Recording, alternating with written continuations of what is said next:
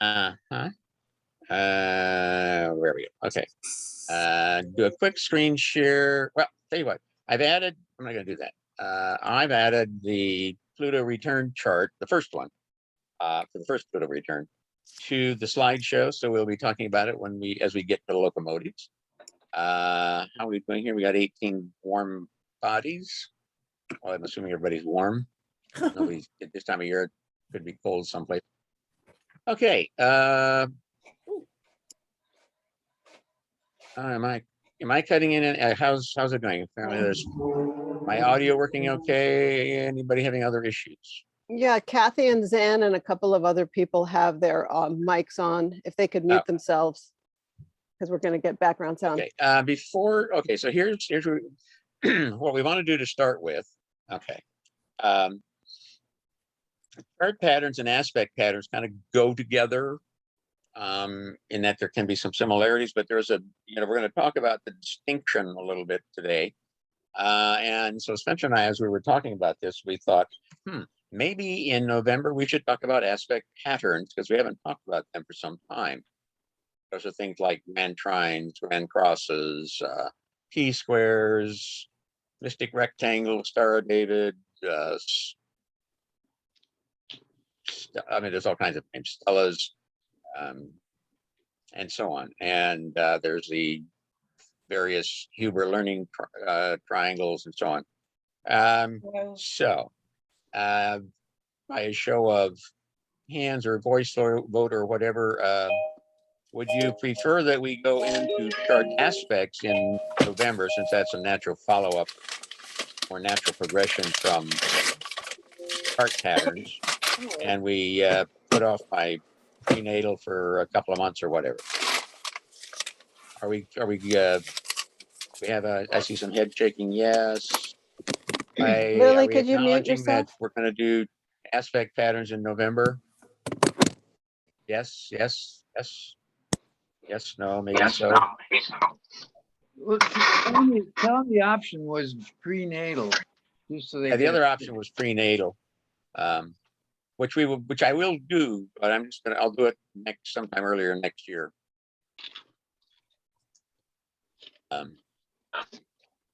Any other thoughts? Any comments one way or the other? Going once. I couldn't hear you, Jim. Because aspect patterns in November. Going twice. Aspect patterns in November.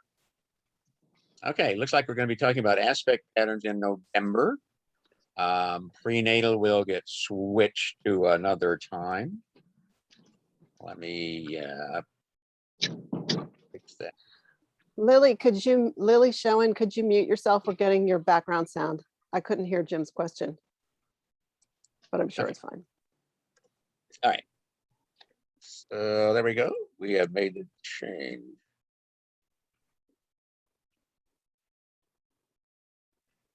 Okay. Probably March. Okay. Back to the group. Okay. Are we ready to start? We do have a fair amount to cover. So, okay, we are recording. I am going to begin sharing. Here we go. Click the share button. Click the start the slideshow button.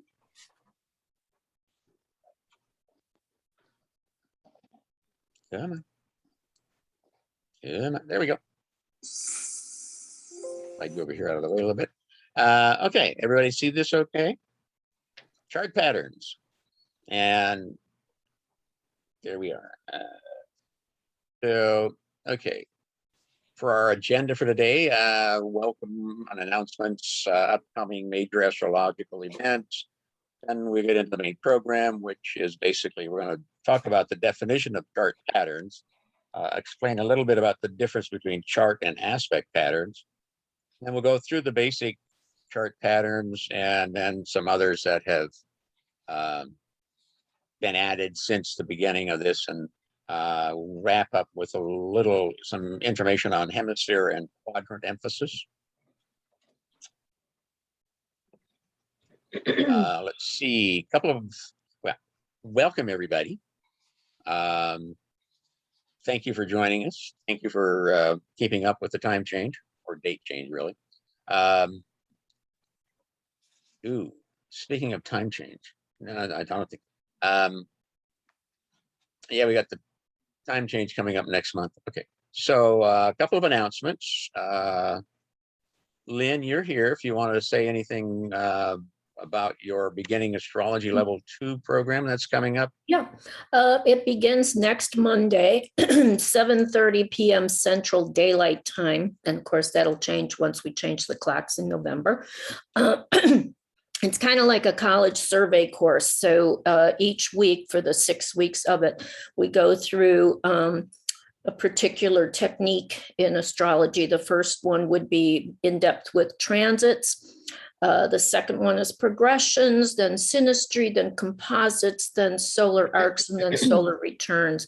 And the discount price of $150 for the whole class ends today, and then it goes up to $180. But if you register and say that you were from the Santa Monica group, then we'll give you the early discount.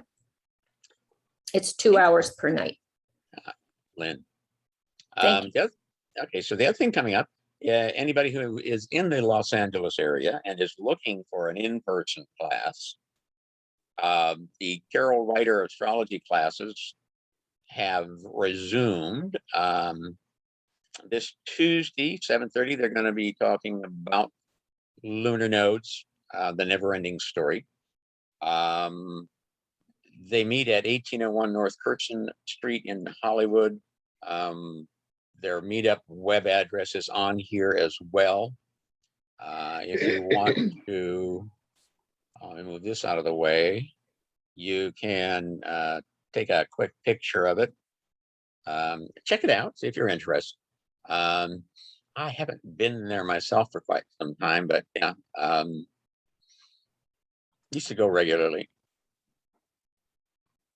But now it's just, you know, that was when I used to work over the hill over in the LA area, and it was easy on a Tuesday just to stay late, go up there. But now it's like, oh, it's a major chore to drive across the hill, get over there. So, but at any rate, so there's those two.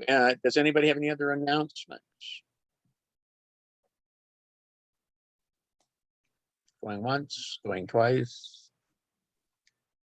Spencer, you got anything else to Well, add? I don't know. I'm all wound up about the palmistry things going on from the London Astrology Lodge. And it's 150, you can still get in there, of course. It's 150 euros. No, they go by pounds now. And it's 2 days of 60 days. So it's 12 lectures. And you can get the lecture on a basis that you'll get the notes for the lecture. You can watch them at your leisure. They'll all be listed at the end on a dashboard. So I'm really wound up about that. It's one of my other things that I study. And I've been very enthusiastic about this, and I've been waiting a long time. And it starts really early in the morning if you're here. And so I don't know, the first one starts at 3:30. I think I'll try to start at 6 and see how it goes. I don't know. It's quite a, you know, it's worldwide. I mean, they've got area zones for everybody. And one of the, let me see if I can see his,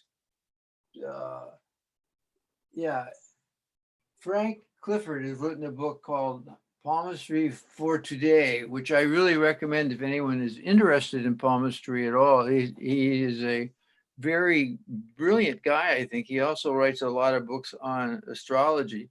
So if that's what I'm excited about and looking forward to next weekend with great enthusiasm. Okay. Thank you so much. Any other announcements or anything going on? Anybody knows about? Okay, next slide. So here's some of the major astrological events coming up between today and our next meeting on November 14th. Tonight, Jupiter will station direct. Yay. Tomorrow morning, Mercury stations direct. Yay, yay. Then on the 20th, we have the Aries full moon, after which both the sun and moon go void of course. Friday, the sun enters Scorpio. And Scorpios out there, have fun with that one. Let's see, Sunday morning, the moon goes out of bounds north. Let's see, on the 27th, we have Mars going void of course as he moves from Libra to Scorpio.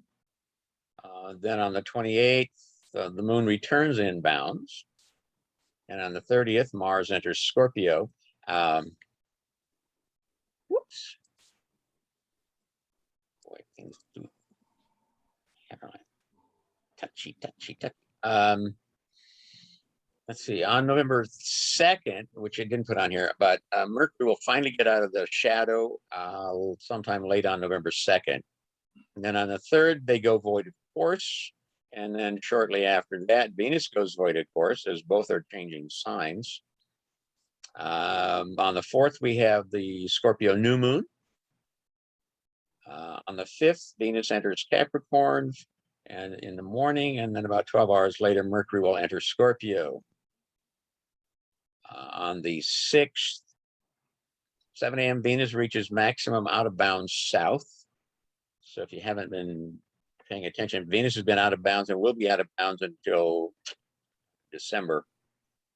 Then at 3:03 p.m., the moon goes out of bounds south. Then at 3:37 p.m., the sun will hit 14 Scorpio 44, at which point it's 17 degrees from the south node, and we begin another moon wobble period. So if your life has been chaotic, expect it to get even more so come November 6th. On the 10th, in the morning, the moon returns in bounds, and then a couple of minutes later, Mercury catches up to Mars again, and that's the first of 7 exact aspects on the 10th. And then on the 14th, we have our next meetup, and we'll be talking about aspect patterns. Questions, thoughts, comments? Could you talk a little bit more about Venus out of bounds? How long is that going to be? Well, it went out of bounds earlier this month. It's going to be out of bounds. She's out of bounds for almost 2 months. It's out of bounds south. So Venus is currently the evening star. So if you look like at twilight, you'll see where you can spot Venus. It's going to be in the west, gradually slightly higher, but generally not more than maybe a couple of hand widths above the horizon. Hey, Jim, the And- dates are October 11th through December 9th. But thank you. Yeah, so it's almost 2 months. When we think of things that are out of bounds, basically means it's gone beyond the boundary of the sun, which is 23 degrees.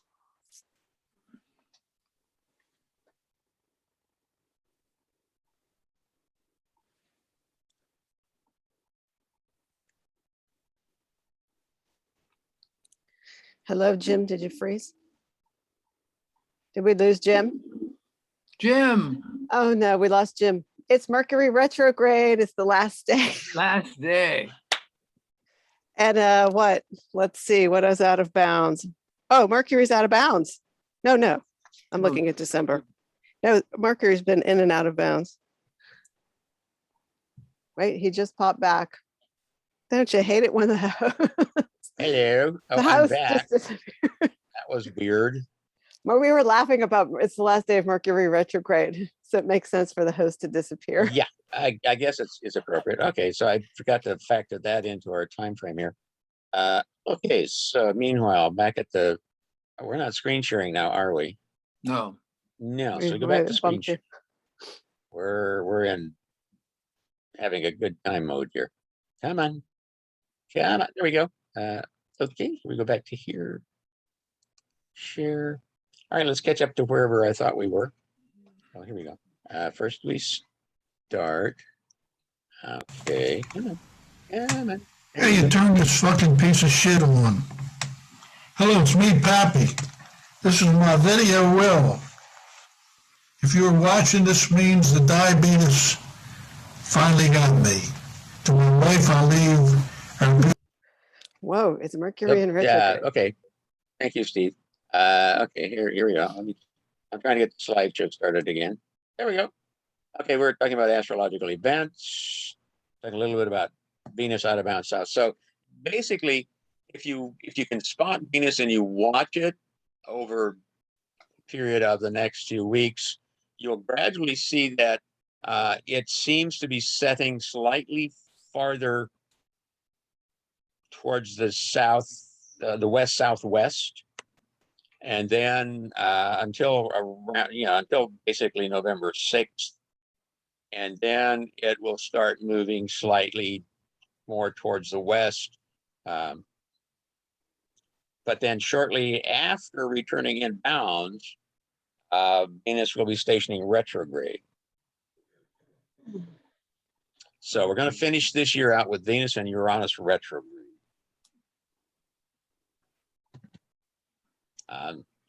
The way I look at out of bounds planets, when it's kind of like you take your dog to the park and you put him, he gets off the leash and he's running wild and free in the dog park or wherever he's at. Planets can behave somewhat sporadically. They may go to more extremes, both in the positive and the negative.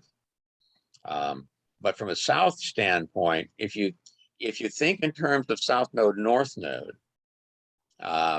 north node represents the future. So when a planet is out of bounds north, it's going really looking farther into the future. Out of bounds south tends to be more of the past and bring up things from the past. Old friends, acquaintances, from the past may show up. Old lovers, old issues that came up involved. And with Venus, Venus also rules money and things we desire. So maybe there was a time when you wanted something and you couldn't have it. And so now an opportunity will come up that will allow you to obtain it. But you may need to make a decision. Is it something you really want or not?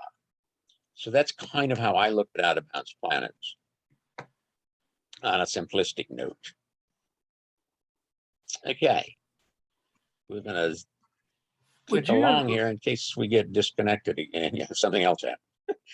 Any questions? Any other thoughts on out of bounds planets? Can I ask, would you consider the fact that out of bounds may also bring a lot of different social events, that people might be doing things socially that were new or different? I would say with Venus involved, yeah, that's certainly a possibility. You may find yourself getting involved. One of the things is with the ebb and flow of the pandemic, people are going to start to say, you know what, enough of this. I'm just going to get back out there again. It's as good as it's going to get. It's not going to get any better. And people are going to start to go back in getting involved in social things that they used to do, accepting that our current state is now the new normal. We can't hibernate forever, even though winter's coming.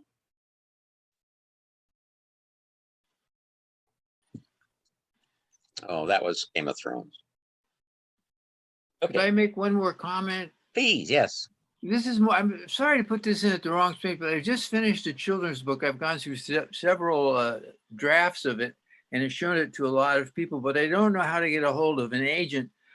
And if anyone knows of an agent or knows someone who has published a children's book and would be kind enough to at least talk to me about agents, if they know, and even just to refer, I'd really appreciate it, because I've been looking around now. It's quite a process. Okay. Thank you. All right. Okay. Oh, Spencer, there's a book out that lists all the publishers in the country just specifically on children's literature. Because when I was trying to sell my book, Abby and the Angel, I went to every single one of them. Okay. What's the name of it?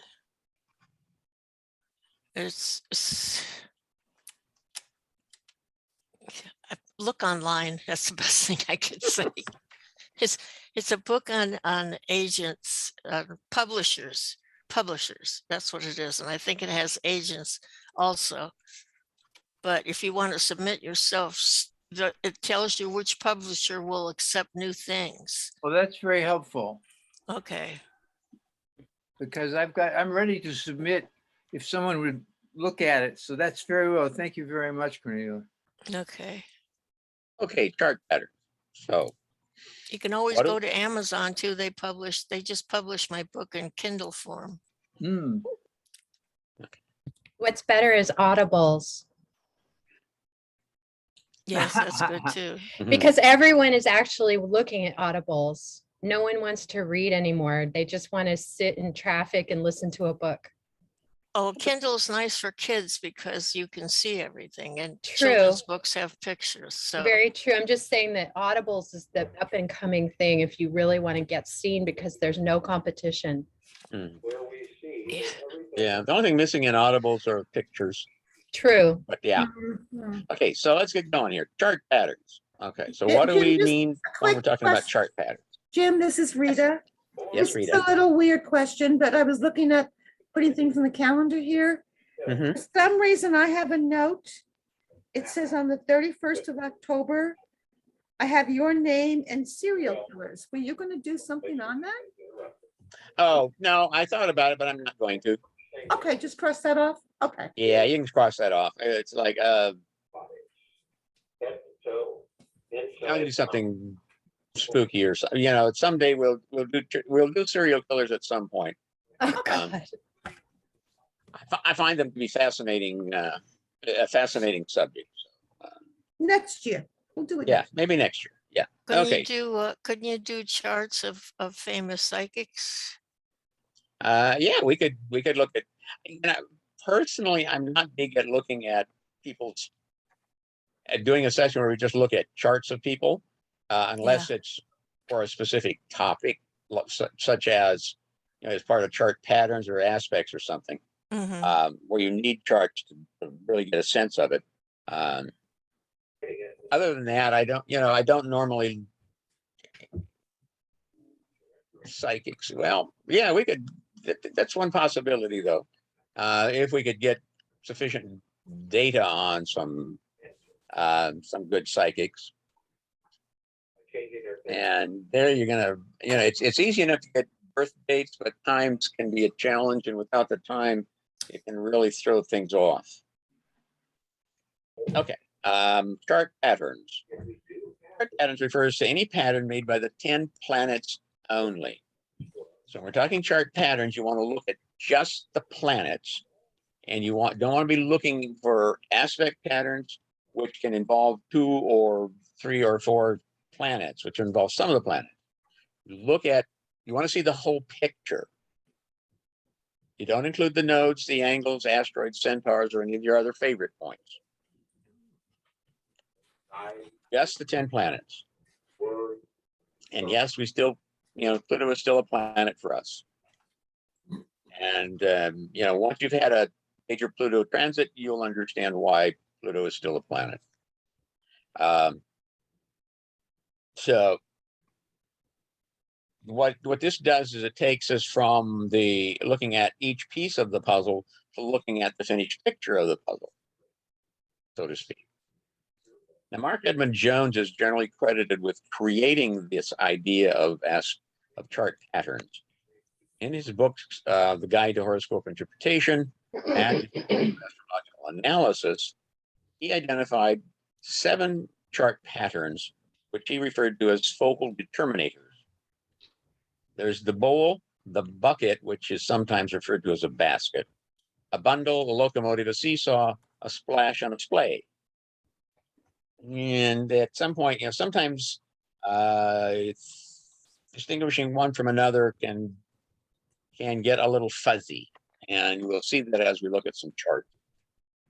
Now, since he created this original list, others have created some additional chart patterns or use different names of the same pattern. Now, some additional chart patterns that have come up are the fan or sling or slingshot, the tripod, the wedge, and the wheelbarrow. And we will be looking at them as well. Again, looking for a pattern in a chart requires that we see the chart as a whole, not individual planets, points, or aspects. Keep in mind, within each pattern, there may be a planet of high focus, or even a grouping of planets, such as a conjunction or stellium, which directs or concentrates the energy of the chart. The planets that form the handle of the bucket, the fan, or the sling or slingshot are examples, as are the engine and caboose in the locomotive patterns. And as you see them, we'll talk a little bit more about them. Are we clear? Any questions as we move along? Yeah, could we have everybody that's not the speaker mute themselves, because we're getting a lot of background sound and it's Okay, hard to yeah. hear, Jim. Yeah, Thank you. please mute yourselves so I don't have to do it. Thank you. All right, so here's when we talk hemispheres and quadrants, this is what we're talking about here. All right. Okay, so the ascendant is the east point, and the eastern hemisphere consists of houses 10, 11, 12, 1, 2, and 3. The western hemisphere then is 4, 5, 6, 7, 8, and 9. The northern hemisphere, so the eastern hemisphere is the left-hand side of a chart. The western hemisphere is the right-hand side of the chart as you're looking at the chart. The bottom half of the chart is the northern hemisphere, houses 1 through 6. And the southern hemisphere then is the top half of the chart, houses 7 to 12. The quadrants are probably a little clearer in that they consist of the 12 houses divided into collections of 3 each, a quadrant of 3 each. First quadrant being houses 1, 2, and 3. Second, 4, 5, and 6. Third, 7, 8, and 9. And the fourth, 10, 11, and 12. Jim, can you mute Sierra, please? Pardon? Can you mute Sierra or the other non-speakers? Oh, let me see here if I can. Yeah, if you could just mute everybody, because not everybody's getting Okay. getting it. Microphone. Sorry, but we're having like 5 people that are not on mute with background sound, and it's really distracting. I'm trying to find a way to hang on. Let me. Yeah, I'm trying to look and see if there should be an easy way for me to mute everybody, but I'm not catching it right on. Hang on. Let me look at it, see if it's over here.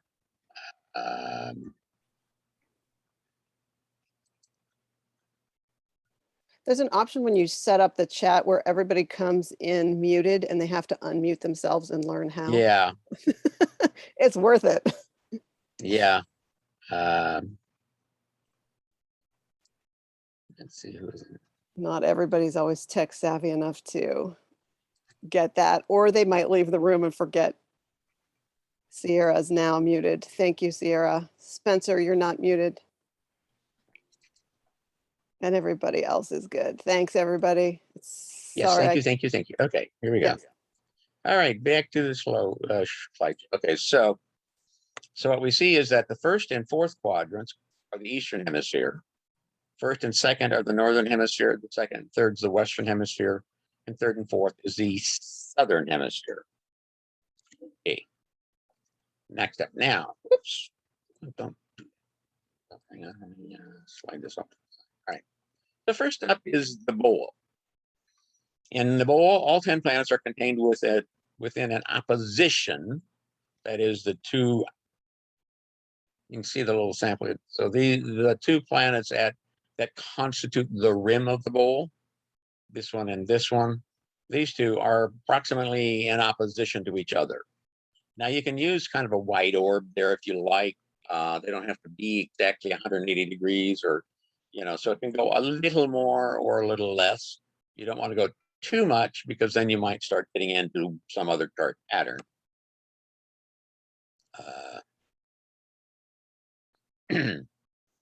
So that they may all be, in the ideal situation, they'll all be in one hemisphere and 2 quadrants, but it doesn't have to be. They could extend over 2 different hemispheres. It can extend over, You could literally get 3 hemispheres or quadrants involved. In general, now this person will tend to have a self-contained, maybe more self-contained and subjective. Now, they may have some difficulty in expressing the empty hemisphere of their chart, and they feel a sense of that something is missing. The sense of life may be one of searching for what is missing, even though they may not know what that is.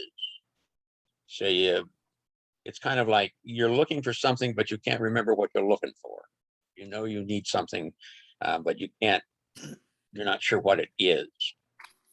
But you'll know it when you see it. It's that kind of a scenario. The 2 planets forming the rim of the bowl may take on added importance.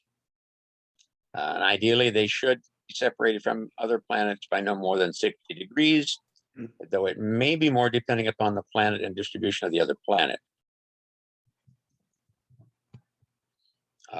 And as we go along and look at some of the other patterns, you'll start to get a better sense of that. Now, the unique thing about a bowl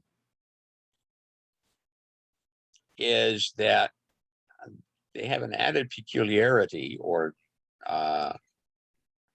characteristic in that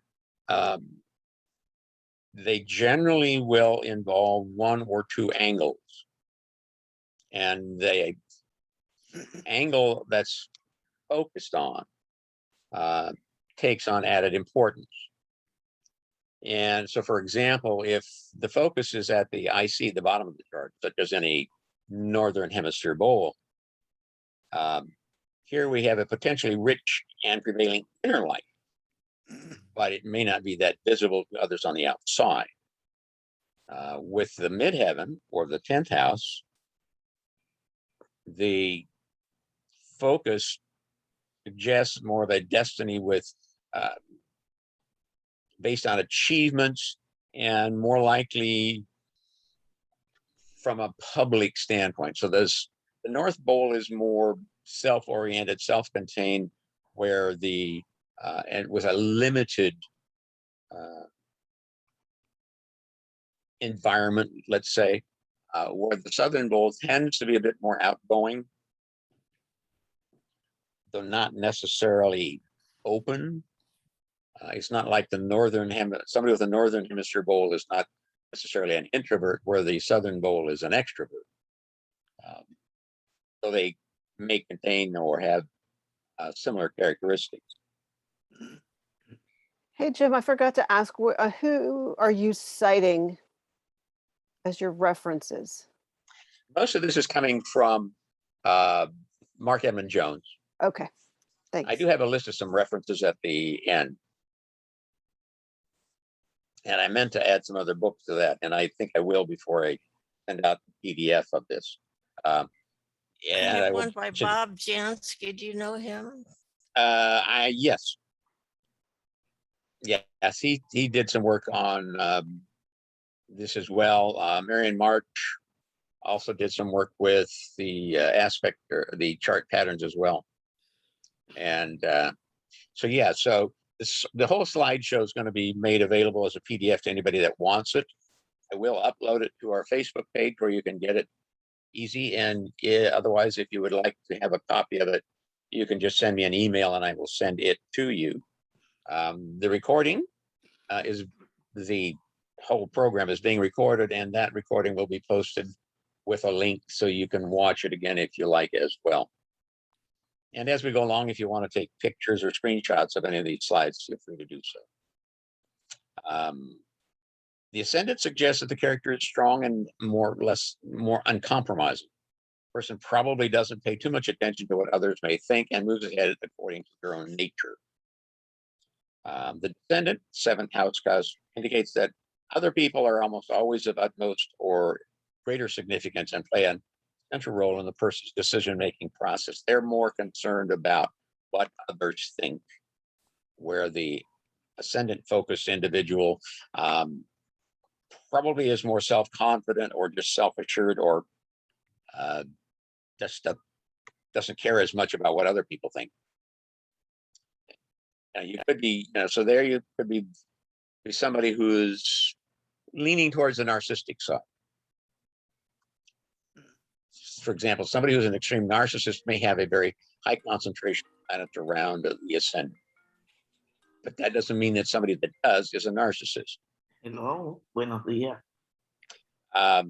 Descendant indicates people more Oyendo el others. Zoom So, de and then group. you also have the combination. Who needs to mute? muy Are you bien. asking a question? ¿Y tú? Petrita needs to be muted.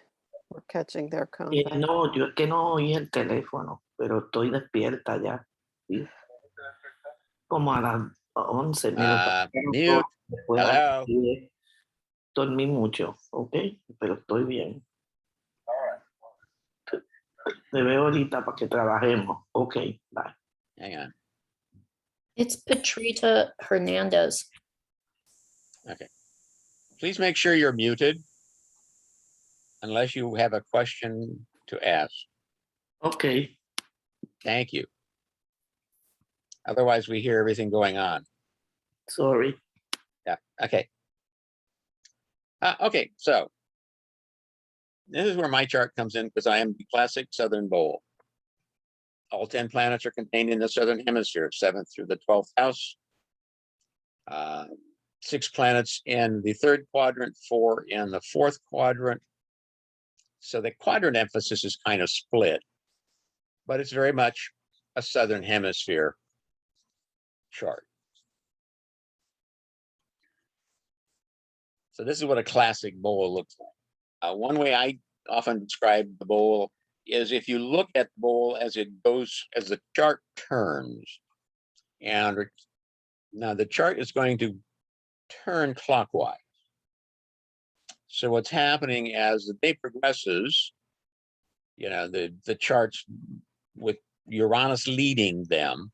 And so in some ways, a bowl has some locomotive characteristics in that this planet, Uranus, is going to lead the bowl around the chart with the moon coming in as the caboose. It's kind of like the bowl is going to be swinging down and filling up with something.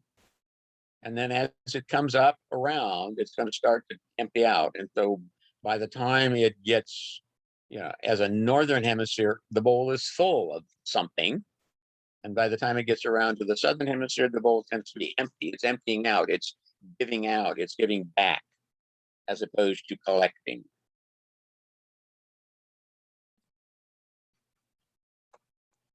Now the bucket or basket. Jim, can you go back and repeat that, what you said about emptying out and give, because it is a classic bowl, right? So you're going around. How do you collect something in the bottom half of the chart? Well, if you have a northern hemisphere bowl where all the planets are in the north, it's like a bowl is sitting on the table. If you want to put something in it, you just put stuff in it, and it's going to hold it. Okay. Okay. But when you turn the bowl upside down, it doesn't hold anything anymore. Okay. So as the chart turns, which basically is as the world turns, the planets become a Western hemisphere emphasis and are scooping stuff up, becomes a Northern hemisphere emphasis and is now holding stuff. And as it moves into the Eastern hemisphere, it starts to empty out a bit. By the time it's a Southern hemisphere, it's in that give back mode. So you can also think of them as being where you have this a Western hemisphere chart or an Eastern hemisphere chart. They're both in the process of collecting and giving back. Now the Western is more about collecting new stuff, getting more information, more stuff, whatever, because it's already kind of dumped out. Where the Eastern is beginning to think in terms of, well, what can I get rid of to make room for more stuff? Or what do I want to give out to the world? Does that help?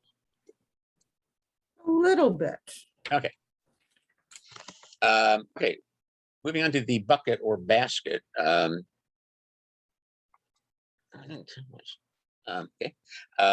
Here you can see that you have this concentration of planets, which maybe like a bowl or a little bit less than a bowl, but you have this lone planet basically out here by itself. So you see the black dot here in the 5th house. That's that planet's the handle of the bucket or the basket, and it carries it. Now, if you've got a bowl, typically you're going to either carry it by one side or the other, or you're going to carry it with both hands. But with a basket or a bucket, you carry it by the handle. So in this configuration, you'll have 8 or 9 bodies, planets, occupying about 1/2 of the horoscope, and 1 or 2 planets in a tight conjunction that represent the handle. Now, they're roughly going to be that handle should be in opposition to some point of the basket. So this is not a fixed handle. This is a flexible handle. In the bucket pattern, the concentration of energy is high, and the bowl holds the energy that is released to the isolated planets of the handle. So in other words, the energy is moving from the basket or bucket out through the handle. So that handle planet or junction becomes very important. That's a point of high focus, because that's how the energy of those other planets is getting out. Now, it's important to keep this in mind, because when we get to the fan or sling or slingshot, it works the opposite direction.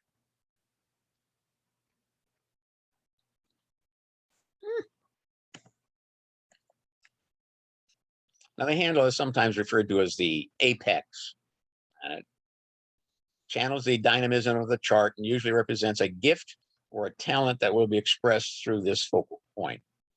So if you happen to have a basket or bucket pattern, then take a look at your handle planet and which house is it in, what sign is it in, what aspects does it make, and what happens when there are transits to that point.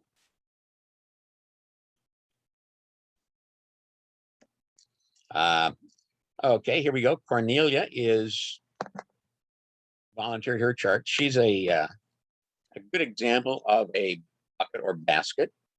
And this is one that can be a little, here's where you can start to say, well, is it this or is it that? So what's her handle? Is it Uranus or is it Saturn? Now, you have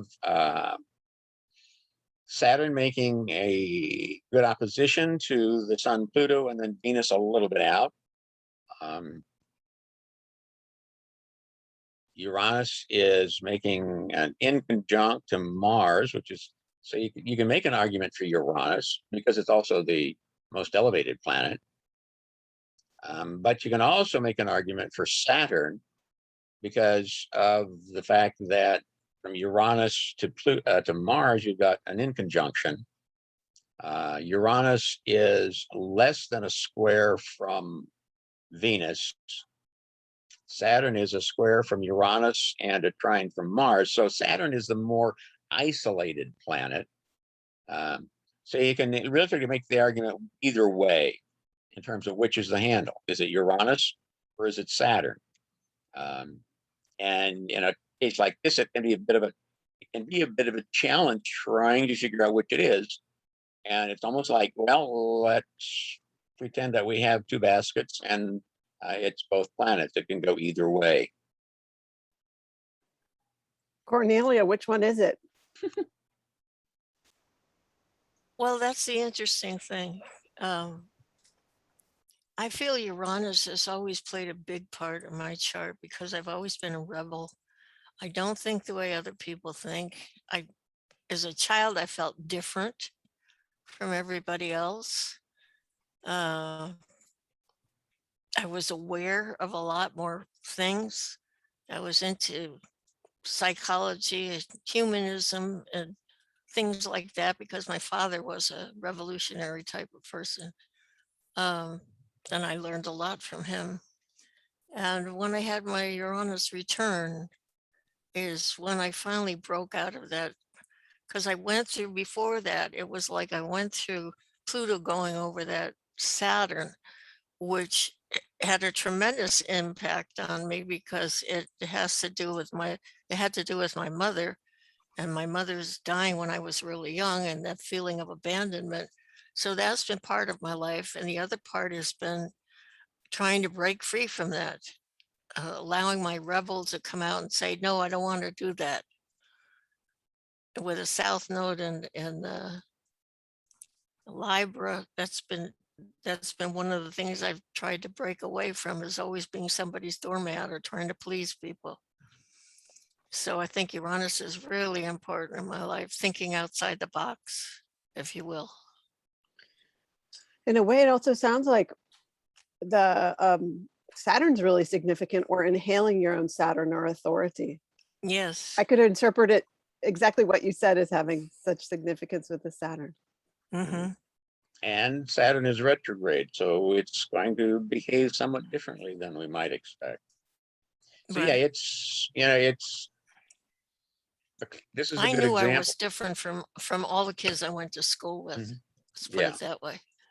I Well, didn't the other think thing like too they is, did, and I had different ideas than they did. Mhm. And you'll also notice that from a hemisphere standpoint, she's got 8 planets in the east and 2 in the west, 8 in the north and 2 in the south, which is going to tend to give her more of a personal, independent approach to things than if there were more planets in the southern hemisphere, or even, and she's going to function more independently because it's eastern hemisphere as opposed to the western hemisphere. Right. I kind of look at that Saturn as the singleton. Yes. Saturn sitting out there by itself is a singleton. I mean, Uranus is also in some ways a singleton because it's sitting up there, and by itself in the 4th quadrant. But yeah. But Okay. can I say something? From what I know of Cornelia, she has tremendous creativity, but she also has tremendous self-discipline. And I think that's a strong thing in this particular configuration. And also, she has a very nice T-square, but that T-square is also a trine between Mars and Saturn. And I think that she's a combination of a very disciplined person, but also a revolutionary. And I think it's because that Saturn has that release into Mars, and that Mars is in Virgo, so she can actually analyze things and look at things in a more dynamic way. Just saying. That Uranus Saturn square has been predominant in my life. It's because, like, if I'm disciplined for a certain period of time, and then Uranus says, enough of this, break out of it, forget it, stop doing this, whatever it is you're doing, and then having to go back to being disciplined. So it's always been back and forth, back and forth. Okay, so moving along to the next, we have the bundle. A bundle is similar to a bowl, except the planets are more concentrated. Ideally, they should be in the trine or less between the 2 outer planets. Isn't that That also is, called planets a on the outer wedge? edges. Isn't that a wedge too? Pardon? Isn't that also a wedge? No, No. it would not be a wedge, because a wedge requires a point. We'll see the wedge later. So I would not consider it a wedge. When this configuration is present, the person may be quite specialized in their thinking patterns, outlook on life, or preferring to focus on those houses where the planets are located. Energy here is is more concentrated. These people have the ability to make much out of very little. There can be tremendous focus, and it can often be one-sided. This could be somebody who is a specialist. In the worst expression, this person may be very limited or inhibited, or perhaps trying to enforce their views on others. So there's an upside and a downside to every pattern. So let's look at the chart. Here we go. We have a volunteer, Lily, who has a relatively tight bundle. It's 103 degrees from Venus to Neptune. Um, 8 of the 10 planets are in the third quadrant. 2 are in the second. 8 of the 10 are in the southern hemisphere. All 10 are in the western hemisphere. So here we have a western hemisphere person. Western hemisphere people tend to be more people-oriented. They tend to function better in groups, work and play well with others.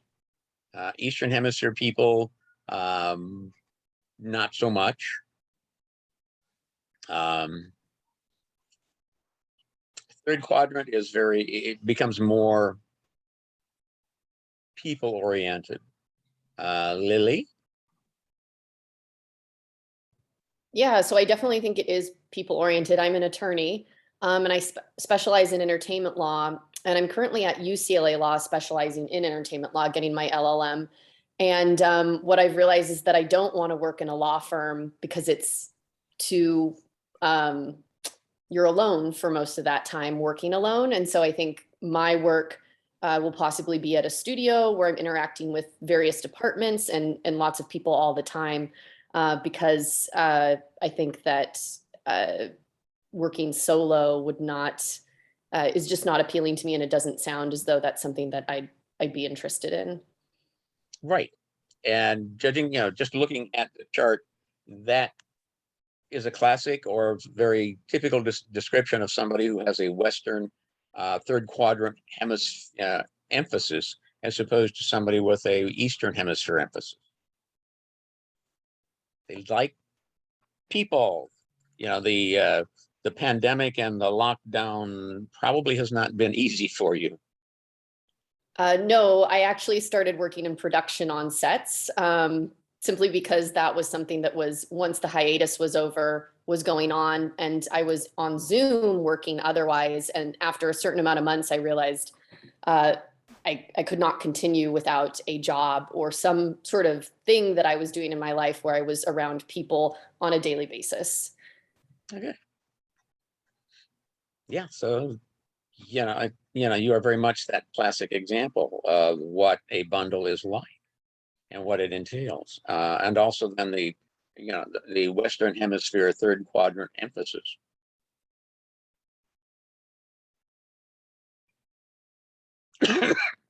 And I see you're also very much a balsamic moon type.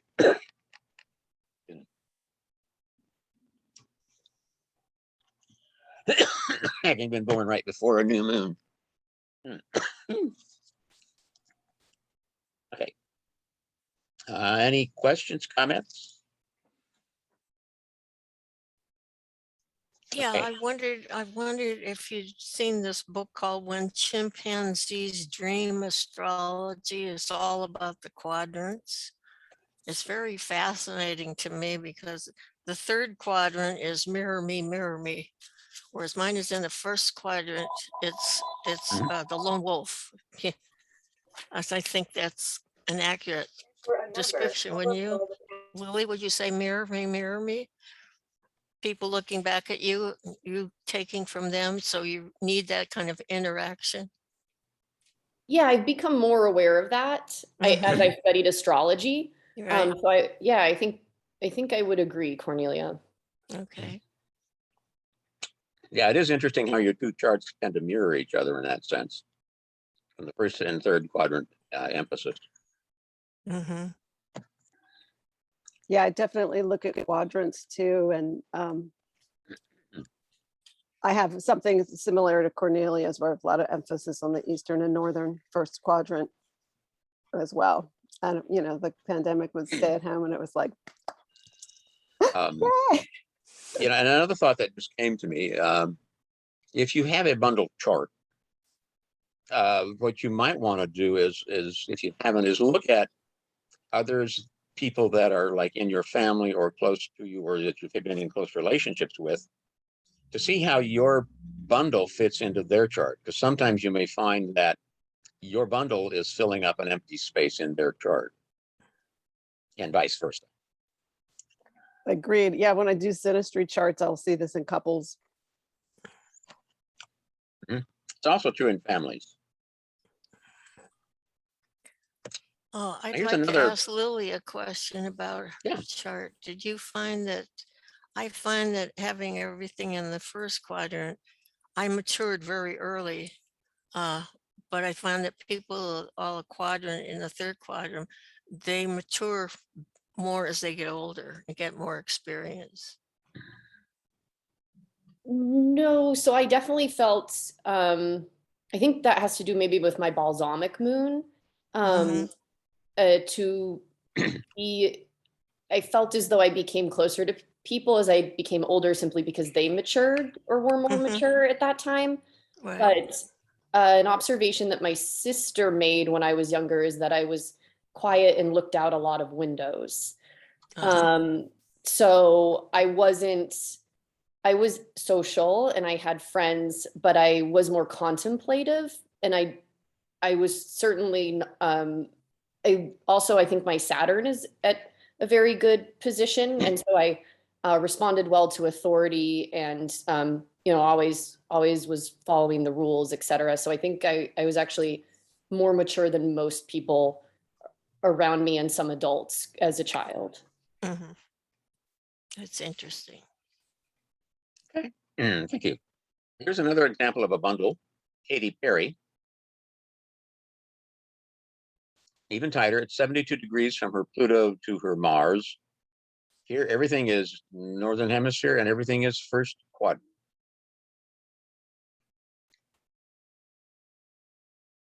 And, when you look at her music and her life, I mean, her life is very different from her family upbringing.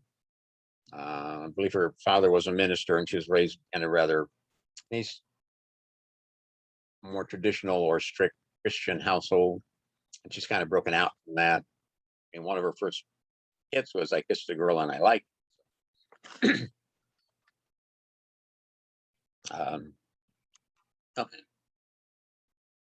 Next, the pattern is called locomotive, though I think it really should be called train, because in the configuration, all 10 planets are placed within 240 degrees and leaving an unoccupied section of 120 degrees. So basically, you're going to have a trine, no less than there should be no close. The two end extreme planets should be no more than a trine, no less than a trine apart. Okay. So if they're making a square, then you got to start looking at something else. So basically, you're looking for planets that are fairly evenly distributed over a span of about 240 degrees. Now, the first planet to cross the ascendant in a clockwise motion leads the others around the wheel.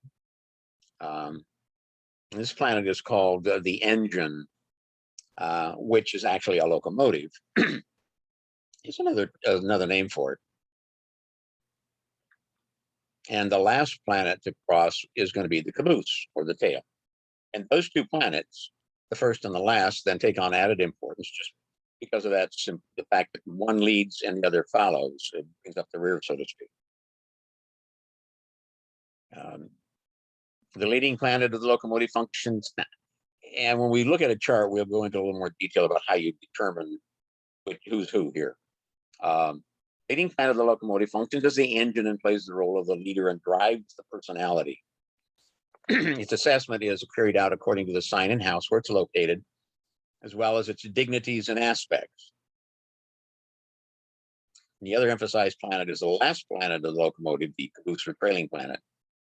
Its energy is going to be expressed in less powerful and more passive ways.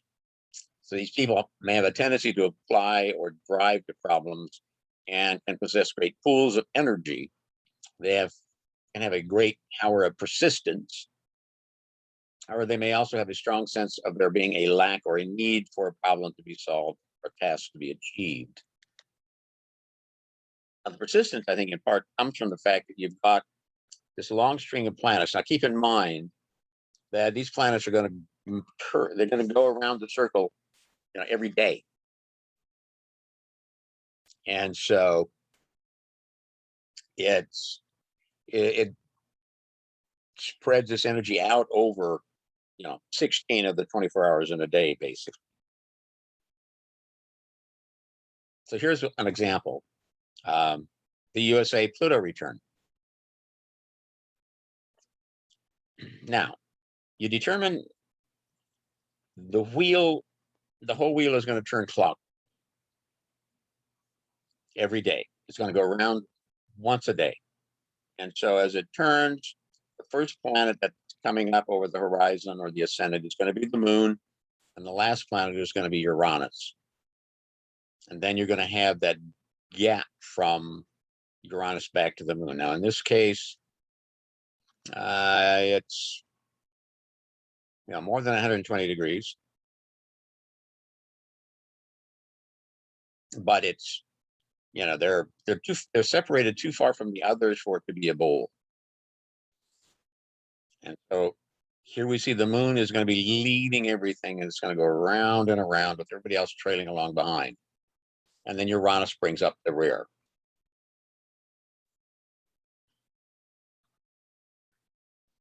You with me on this?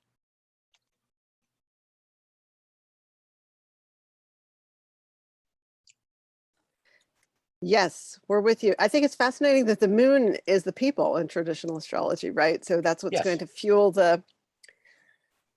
our return. Yes, and And it's the chart. notice that it's for Washington, D.C., the moon is the people. It's in the 4th house of the home. Yes. It's in Libra, Yeah. which wants equality, and that's what the first fight was about. Liberty and justice for all. Yeah. Amazing. We have really tight Venus-Mars conjunction. Mhm.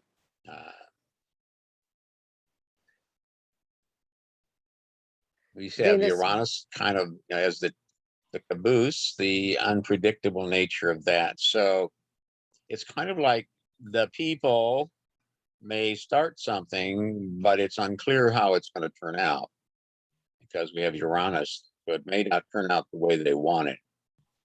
So if if the groups that organized the January 6th Capitol takeover, insurrection, whatever you would prefer to call it, or tour, as some would call it, if they make a move, if they get together again and try to make another move, they may have one objective in mind, but it may well turn out different.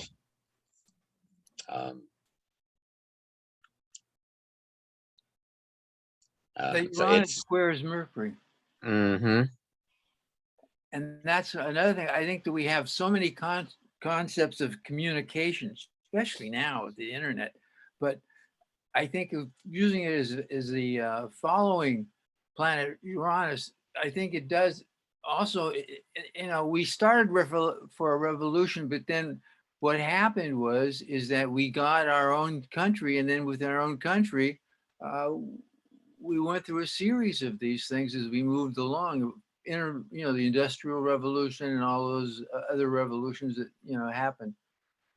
I think it's a real question is how stable our communication system is with that Uranus square Mercury. What do you think? I would say that there are definitely going to be challenges or issues coming up to what does America stand for and to our way of life in some ways. Already you can find articles and people talking about suggesting that, that it's time to split the country between, and that there should be a United States of red would be the red states and another one would be blue states, and they can call them whatever they want to call themselves.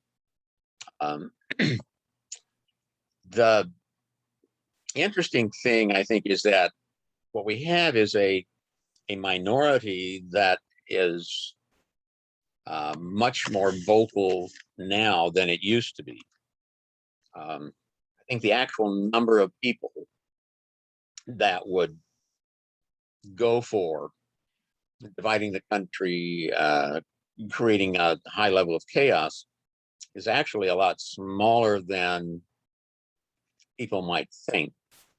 I mean, not all 45 supporters are going to go for a revolution or a civil war, but you have the extreme groups on the right, and there's different ones, each having their own agenda.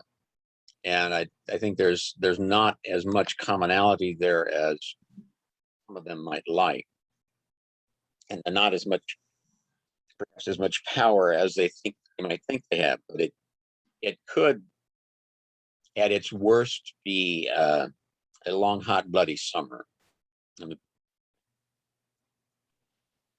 And when you start to look at what's going on in the country now, I mean, murders are up, gun-related violence is up, racial violence is up. People are much less, those who are intolerant of others are much more outspoken now than they used to. It's as if they feel that it's safe to be racist. We've always had yellow journalism in this country from the very beginning. And I think the difference of it is, except when they were fighting over slavery and got a civil war, is that right now, this Venus in Aquarius is just involved with all of this electronic media. I think that if you'd argue that of all the planets and where they were, Mercury in Aquarius is the most fit to really get involved with a lot of different ways of communicating. And we now have got this electric communication, which is kind of really bringing about all of these people who are strangely rebelling in different ways. They all think that there's some kind of rebel state seeking to make the United States better because they have the solution.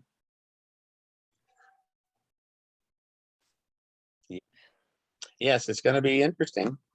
Well, I think the theme of the moon leading the engine of this locomotive is really telling, because it's like the moon comes to Venus, and I'm thinking about dispositors and chart rulers here too. Mm-hmm. The moon is the ruler of the chart, and also many of the planets disposited by Saturn. Mm-hmm. Um, And the moon is also in its waning phase, meaning it's about consolidating. Yeah. Moon is also ruled by Venus, which is Venus and conjunct Mars. ruled by Saturn, or disposited by Saturn. Mm-hmm. Ruled by Uranus. May I? Basically, you have the Sun, Jupiter, and Neptune all in Pisces, Right. paying homage to Neptune.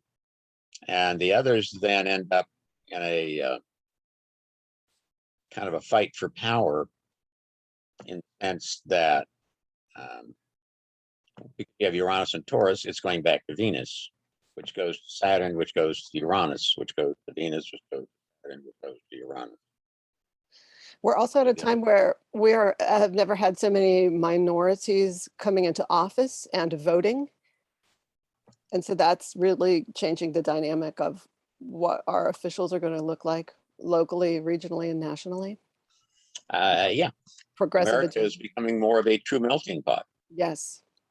I mean, it's been a melting pot, but even so, the power has always been in the hands of a few white males. Mm-hmm. Jim? And that power is to some extent starting to break down and dissipate. Others are gaining power and influence. Jim? Yes. May I say, this is a very interesting observation. Of course, it's partly, numerology, but, mostly astrology. It's 2/20/2022, like 5 2s in there. The moon is 22 degrees. The rising is 22 Cancer. The sun is 2. I mean, they're just like full of twos Oh, in this Neptune chart. 22. Yes. Yeah. And the 7 planets in dual signs.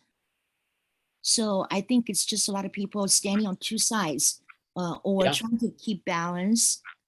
Yeah, just very, very so extreme. Yeah, Polarity. and when you take the date of 2022, adding it up to 10, which is a 1, it's basically a new beginning.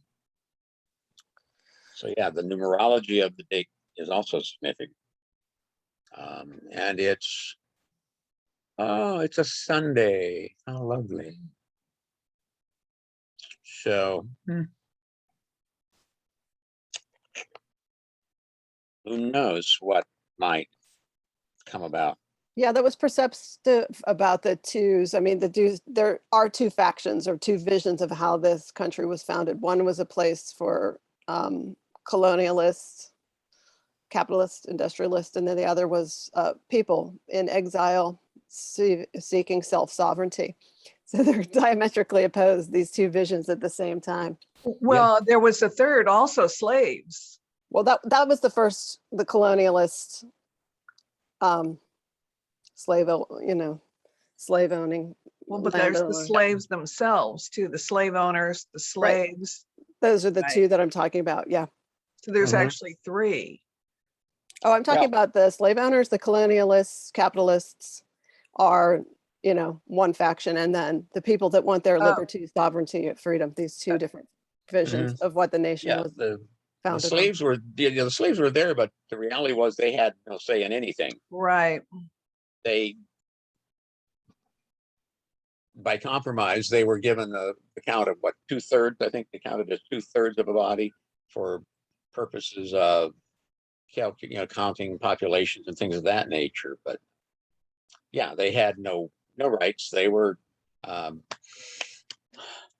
Reality was at that time women weren't much better off because they were almost the same as property. The only difference was you could sell a slave. You can't sell your wife, but you could, a man marries a woman who has means, and suddenly he has means because everything she has is his. It's kind of like what's mine is mine and what's yours is mine. Fortunately, we have gotten away from that for the most part, but not entirely. There's another economic factor here. I've talked to some people from the South, and they call it the problem of banking. The North had all the banking that lent money to the Southerns who then tried to sell their cotton, and that all of this led to a control of the price of cotton by the Northern banks. And this was something that the states' right issue became so important because they wanted to get away from that fact that all this, they wanted to be able to go other places and the banks would allow them to sell their cotton. And that's why they got so upset about not only slavery was being threatened, but also they themselves thought they were threatened by a northern bunch of capitalists who were holding them down. That's what I heard. And Okay, here we we gotta- are. Yeah. I'd like to make one comment. I think I've always used the Gemini rising for the country chart, for the US chart, because I always thought there was a dualistic type of character in the American character. There were those who came here for greed only, finding more resources, taking the land away from the Indians, whatever. And then you had people who came here for freedom, for one side or the other, for one reason or another, whether it was a religious freedom or just, and then you had also had all the criminals who were sent here as the first to go into jail. They came to the colony. So you have such a diversity of motives why people came here, that I think the Gemini chart with Uranus sitting there was important, describing the country. Yeah, that's the interesting thing about the American chart is that there's like 3 predominant ones. There's the Sibley chart, which is Sagittarius rising. There's the Gemini rising, and there's also a Scorpio rising chart. So it's kind of like which one do you prefer? And what'll happen is, depending upon which chart you use,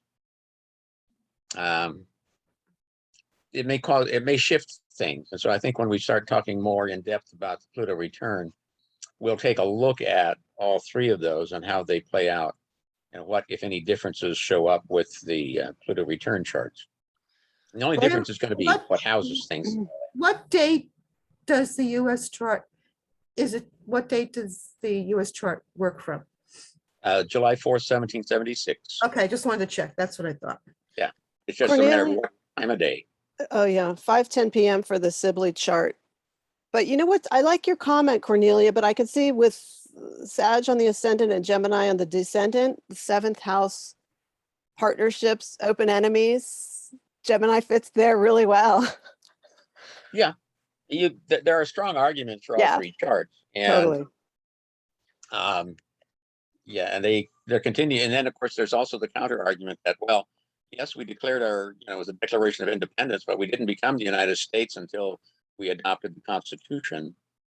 So there's that matter as well. Hang on.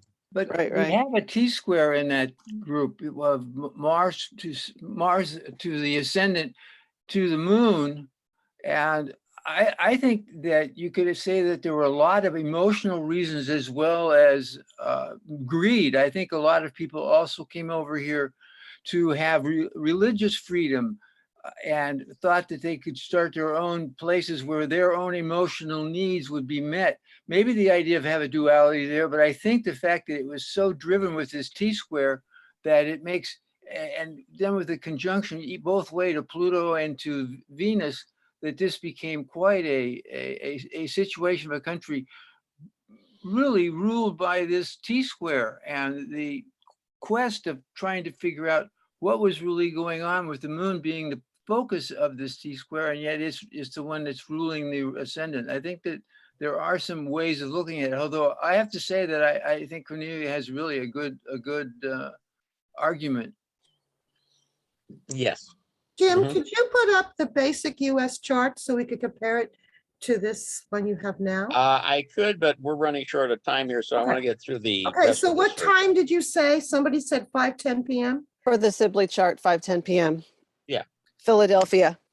Mhm. Oh, Philadelphia, that would make sense. Okay. Yeah. Yep. What I will do is I will send out information on the three primary charts for the United States: the Sibley Sag rising, the Gemini rising, and the Scorpio rising, so that you can people can take a look at them and see which one they like, and we can look at what, if any, difference it's going to make as far as the Pluto return. Okay, moving along. Here we go.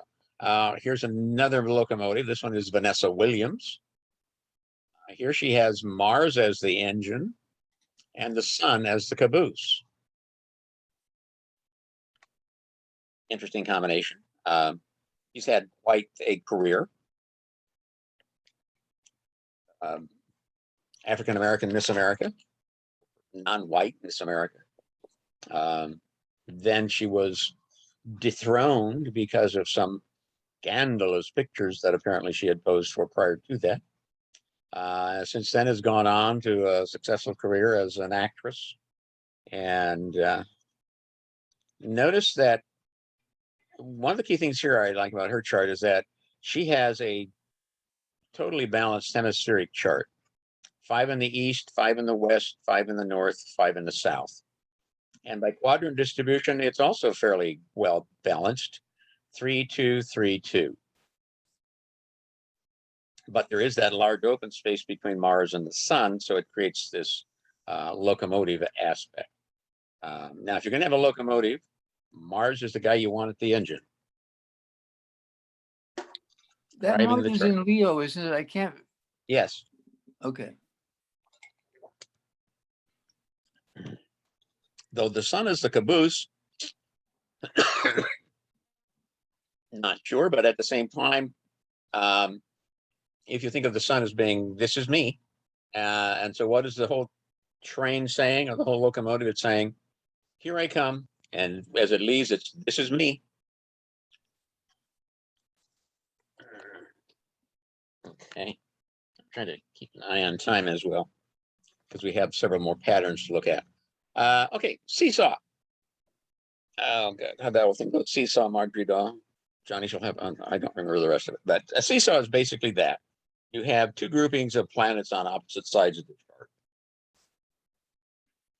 Ideally, they're going to be separated by at least 60 degrees or more on between the two groups on either side. Should be some oppositions involved between planets inside the groupings, ideally. Now, you can think of this as being almost like an opposition itself, in that you have two factions. They can be working in cooperation, or they can be working in conflict, pulling against or pushing against each other. Do they cooperate, or do they work for counter purposes? They do counterbalance each other in a sense. And so, with counterbalancing, there may be counter purposes. Personality may be characterized by a duality that can be quite difficult to solve in the beginning, because the decision-making process may be tainted or colored by some hesitancy, as a need to strike a balance may prove difficult. A Libra-esque quality there. They need to learn to balance their life in order to be able to handle being pulled in one way and then the other. And because they tend to consider opposing views and opinions and see life through a contrasting set of windows, they may feel as if they are in a constant conflict, wasting time and energy. Or people may see them as vacillating. Yeah, they are with this group of friends and they agree with them, and then when they're with another group, they agree with them, and even though they're at seemingly counter purposes. And it may not be so much as not vacillating and not knowing whether they're A or B, as being able to understand at least the differences between A and B. It's like, I can understand the position of people on the extreme left, and I can understand the position of the people on the extreme right. I may not agree with them in all aspects. That doesn't mean I don't disagree with them in every aspect. So that's kind of that has that Libra-esque quality about it. In most cases, as a person matures, the integration of the two separated parts may be achieved, and ultimately the seesaw pattern can offer a greater richness as the two opposites become complementary to each other. So look at the chart. Timothy McVeigh. Now, if you recall, Timothy McVeigh was the Oklahoma City bomber, convicted of murder, and said, forego his appeals and said, shoot me now, or basically execute me now. But here we see the moon, Saturn, Venus, Mercury, Sun, Mars. We have 6 planets in the southern hemisphere in the 4th quadrant, creating this counterbalance against the 4 planets, Jupiter, Pluto, Uranus, and Neptune, predominantly all in the northern hemisphere, predominantly the 2nd quadrant. And so it's not a totally balanced in that it's a 6-4 split. Eastern hemisphere is 7-3, so it's more Eastern, creating somebody who is going to function more independently and care less about what other people think. You can see where you've got a clear distinction between the two groups. It's a wide square from Mars to Jupiter, 96 degrees, and a slightly less than a trine, a narrow trine, 113 degrees from Neptune to the moon. But you've got clear delineations where you've got 2 large, open, empty areas. And so you get that. Now, the other thing that shows up here is the mystic rectangle. And that's a pattern that we will talk about next month, along with the T-square that shows. The mystic rectangle is that the sextile from the moon to Mars, trining Pluto, Uranus, sextiling Neptune, trining the moon. Those the sextiles and the trines create the mystic rectangle, creating what should be an easy flow. And then you have that opposition that falls in between them, which is the moon opposing Mars, Uranus, Pluto, Uranus.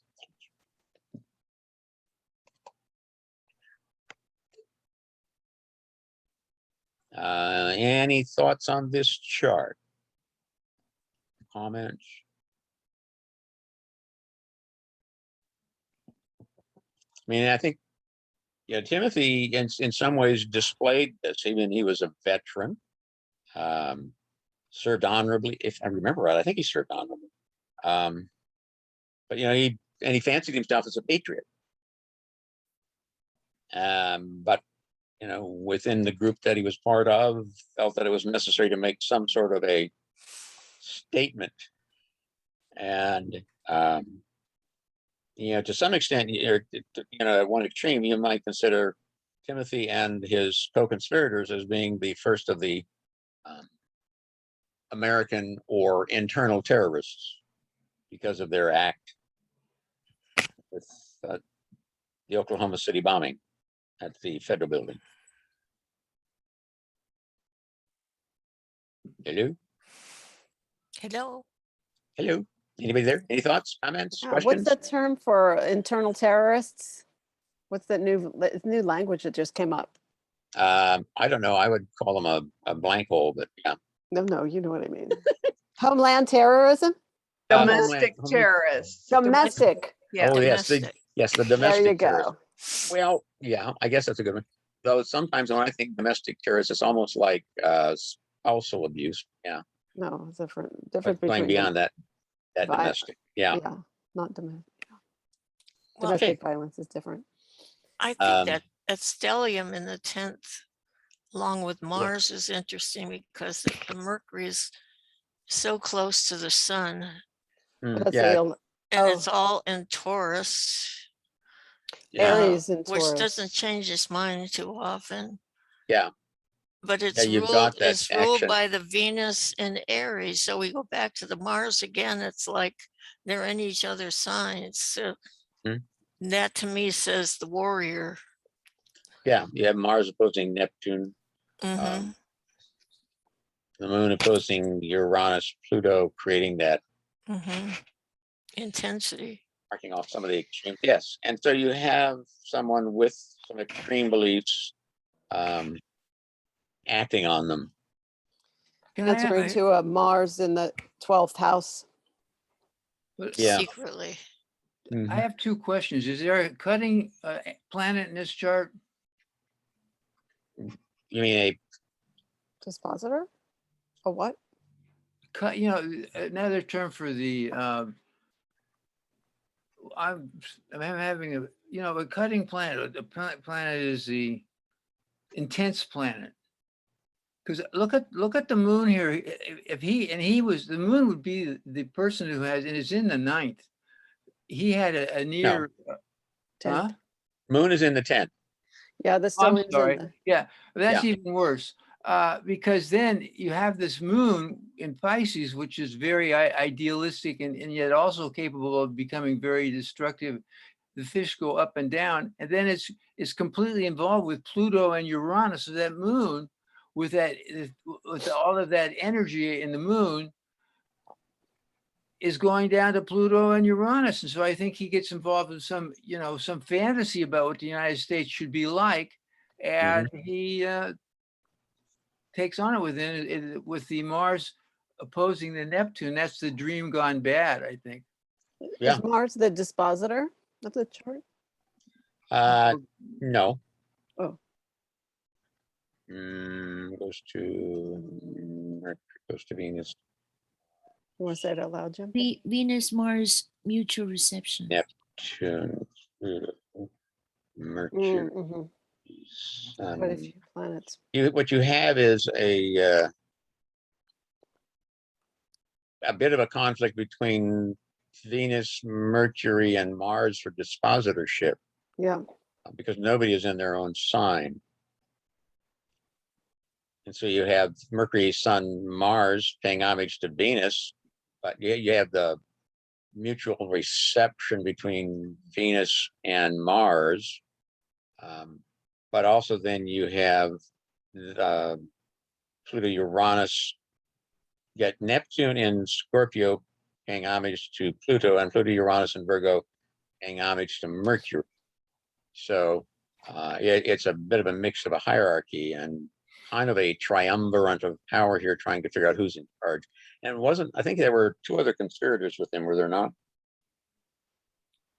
I don't I recall think exactly. so. At least one of the guys, I know there are at least two people, because that one Mhm. guy who was involved with it as well was accidentally captured by a highway patrolman. And it was just such a fluke that he didn't get away with it. Yeah. I might like fluke. to add that the moon in Pisces up there, I could see that he could view himself as a martyr to the cause. Yes. And it's the most elevated planet. Mm-hmm. So yeah, I think this pretty well explains Timothy McVeigh quite well. Then we have the splay, or what sometimes now maybe is also called a tripod. And this planetary pattern consists of 10 planets spaced out into basically 3 different groupings. In the ideal situation, there'd be a grand trine involved, perhaps, but not necessarily. The mastering of that tripod of where bringing together opposites can be challenging. Here you have 3 that may share commonality by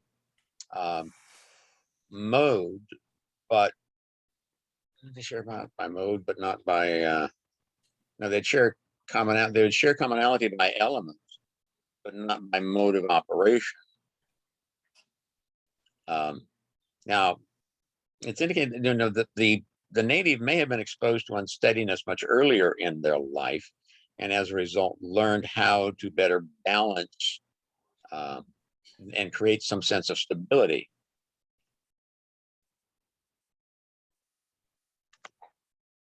But by using that third grouping in order to integrate the duality of the personality, could be more intense, more emphasis on being an individualism. But they may also be able to approach problems with a greater certainty. I mean, think about it, a tripod is a very stable structure.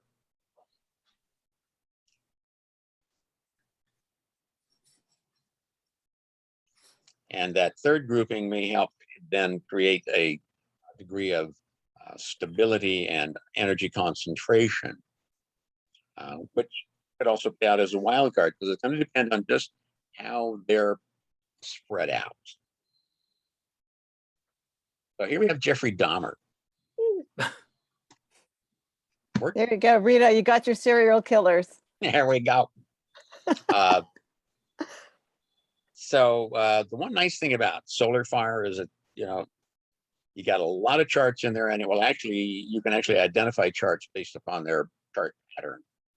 He's identified as a splay.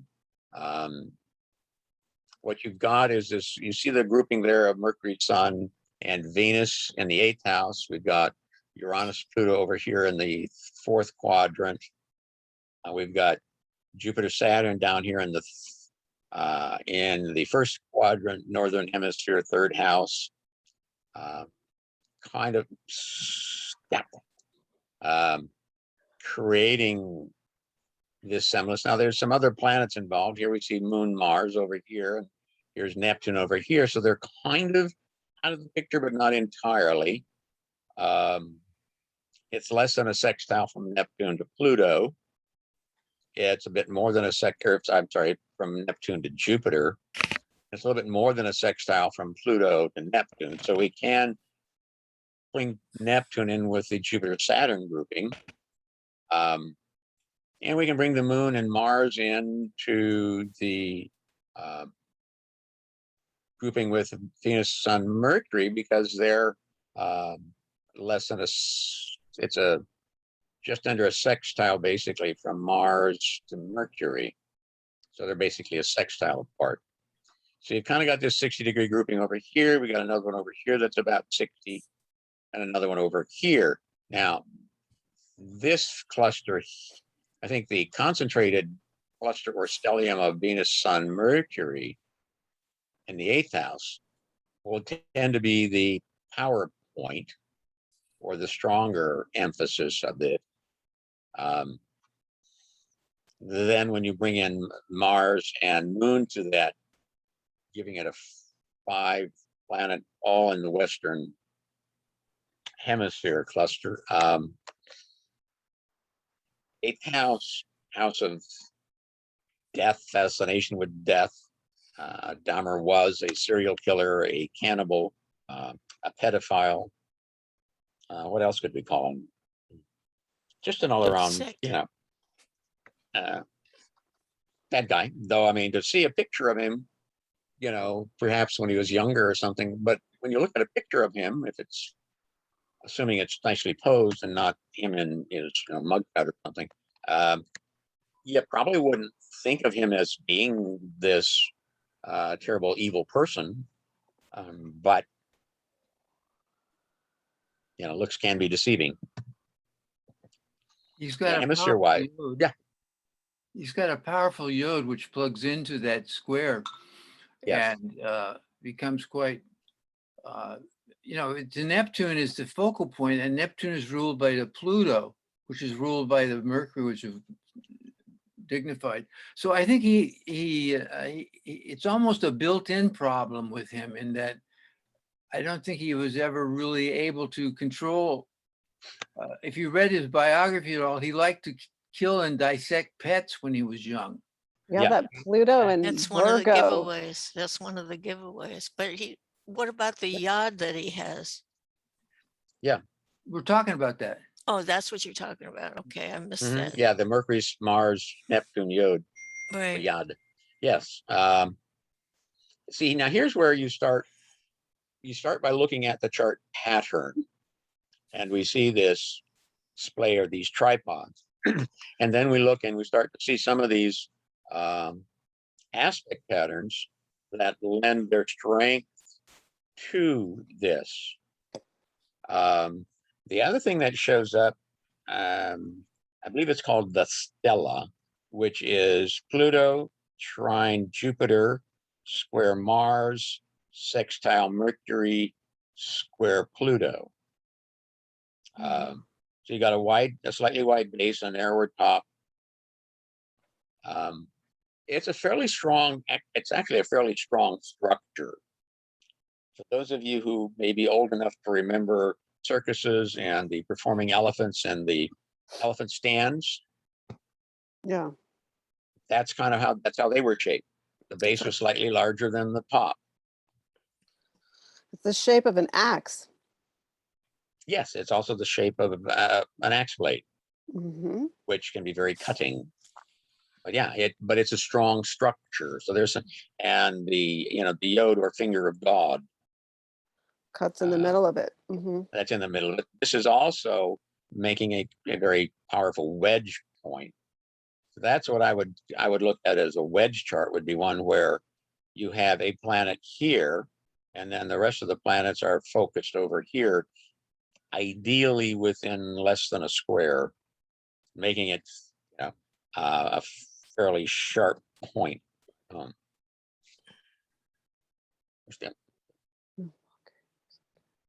But you can see too from this, though, that while you can describe it as a splay or tripod, it also has that look that's like can be a little confusing at times and make it a little more difficult to try to clarify it. But you don't have any wide empty space such that it would be classified as a locomotive. Because it's less, what do we got here? Something in less every than quadrant. Yeah, and you know, it's less than a square from Saturn to Mars. It's less than a square from Mercury to Uranus, less than a square from Pluto to Neptune to, you don't even have a full square separating any of these planets. And ideally you should be, you know, close to a trine in order to create a locomotive. Okay, splash, please splash. Okay. In this case, usually have the 10 planets more evenly displayed around the chart. Maximum distance between any two is 90 degrees or less. A person with this chart pattern would almost always be working on focus, trying to find focus, trying to find purpose. Their energy may be very spread out. They may have difficulty sticking to a task, completing it.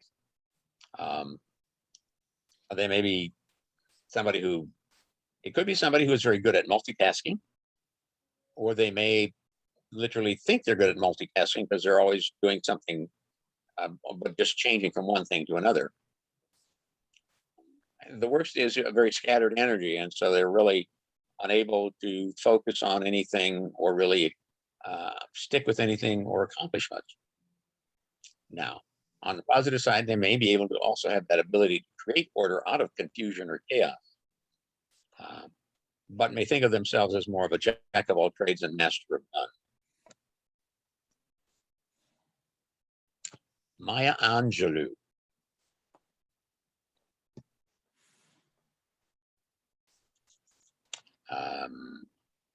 Again, we see a concentration here with Jupiter, Sun, Uranus, Venus, and Mercury in this 8th house area.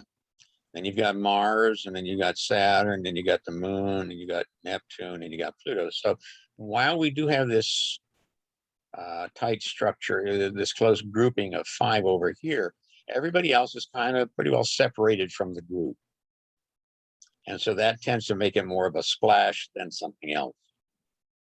You don't have any wide area. Again, you don't have a trine to create the locomotive, and you don't have clear delineation or definition of a grouping on the opposite side to make it a seesaw.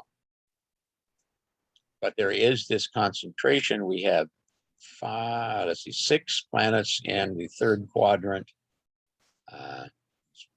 7 in the Western Hemisphere, and 7 in the Southern. So she has more of the Southern Western Hemisphere 3rd quadrant emphasis. And so, I mean, she is known for her writing, her speaking abilities, and her compassion for people in general.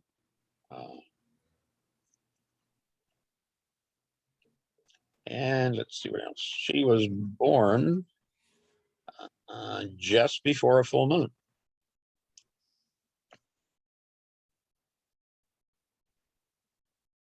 Thoughts, comments, points on Maya Angelou? Okie dokie. No, I'd like to mention what you were talking about before.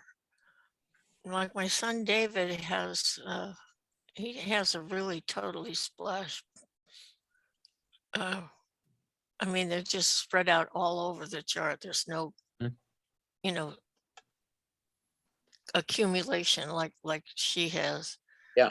And he is, I would say, like a jack of all trades. I mean, he went into the computer business. He's been in the computer business. He's also an athlete. He can build things with his hands.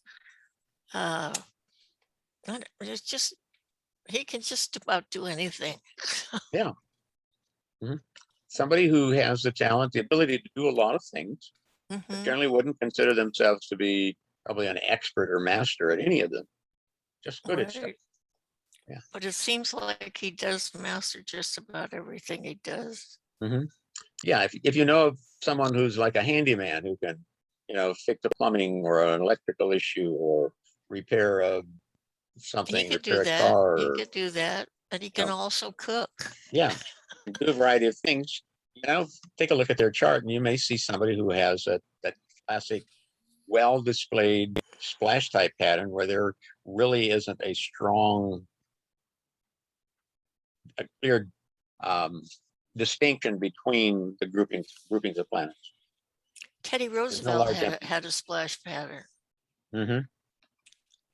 Yeah. He did so many different things. Incredible person. Generally good at a lot of things.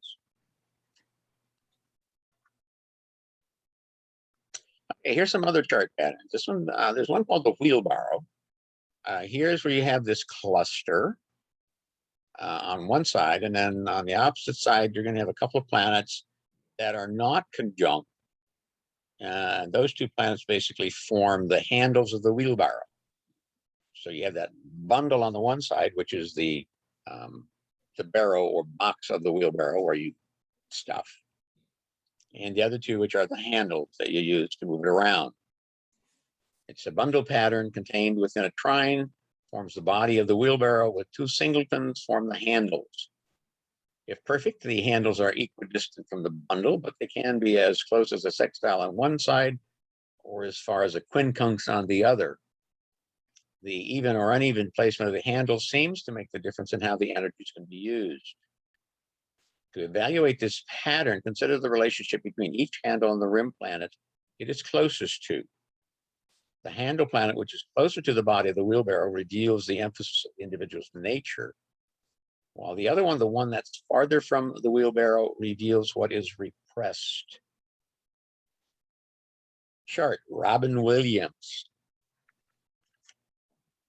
Okay, so here we see, we have Uranus, 10 Cancer, Neptune, 16 Libra, 96-degree square, Mars, Sun, Pluto, Mercury, Venus, Saturn, all contained within this square. And then on the other side, we have the Moon and Jupiter. Now they're separated by 34 degrees. Jupiter makes a T-square with the Uranus, Mars, and Neptune. Jupiter we see is just under a square. It's actually a square, but it's 87-degree square for Uranus, where the Moon is, much farther from Neptune. And so Jupiter would be the dominant, create that dominant energy, which I think with that T-square really adds to that focus, bringing in Mars, Uranus, and the Neptune. The Moon, on the other hand, that which is more repressed. And when we think of Robin Williams, we think of this crazy, dynamic comedian who had incredible gift. And when I know when he was doing his stand-up, an immense amount of energy flowing from one thing to another. But his personal and family life, probably not the best that one could hope. And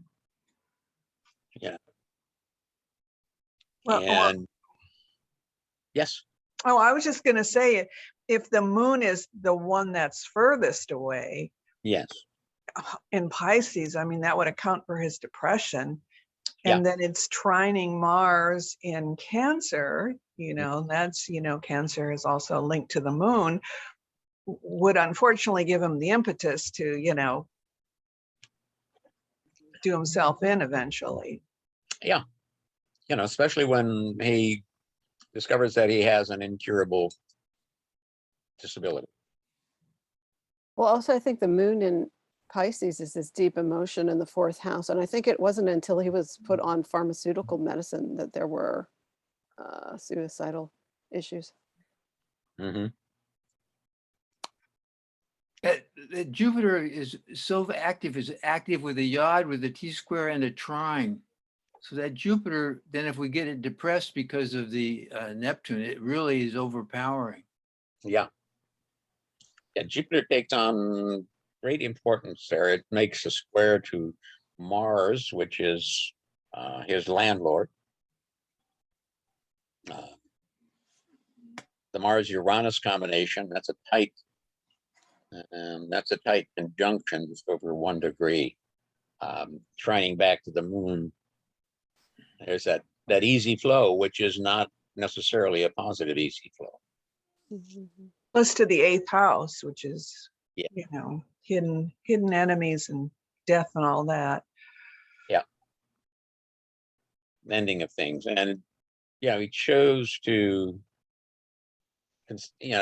considering his physical disabilities that he had, he chose to end his life under his circumstances rather, with whatever dignity he felt he had at that time.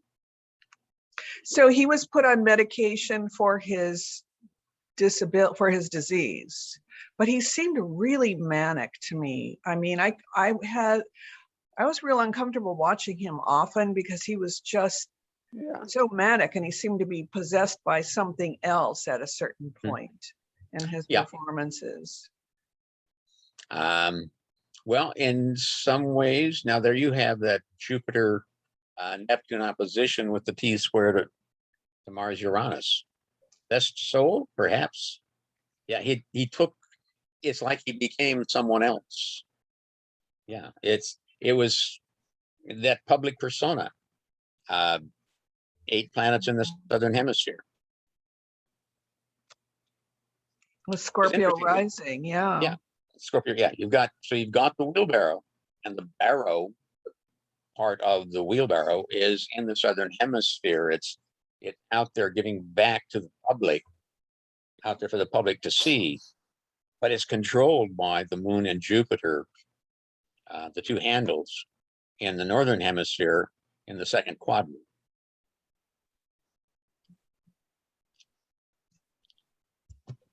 And in some ways, Jupiter in Aries and the moon in Pisces couldn't be more different. Yeah. Yeah, they are. Yeah, the moon is, we tend to think of the moon as being emotional, but in many ways it's really a more cold, deliberate, has a more cooler nature, to put it that way. It's a totally reflective body. When you look at the moon, it doesn't really express any emotion. The face doesn't change. It's not like, I mean, what we see changes, but the face that's there never changes. She's always showing that same face to us. It's just a matter of how much she wants to show. Or you could say the moon is always changing. The moods are always changing. And in Pisces, it's slippery and mutable. It's slippery slope, yes. Yeah. And I think the pharmaceuticals were to treat mental illness, but at the time, all across the nation, there were many erratic deaths. I had a friend whose aunt suddenly hung herself after going on pharmaceutical meds for depression. Yeah. So we've seen a lot of.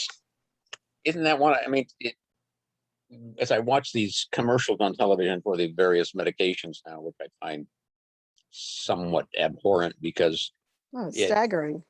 Yeah, because the idea now is, well, ask your doctor if you can take this medication. Instead of relying on the doctor to tell you determine what's best for you, it's kind of like allows the patient to self-medicate in some ways. And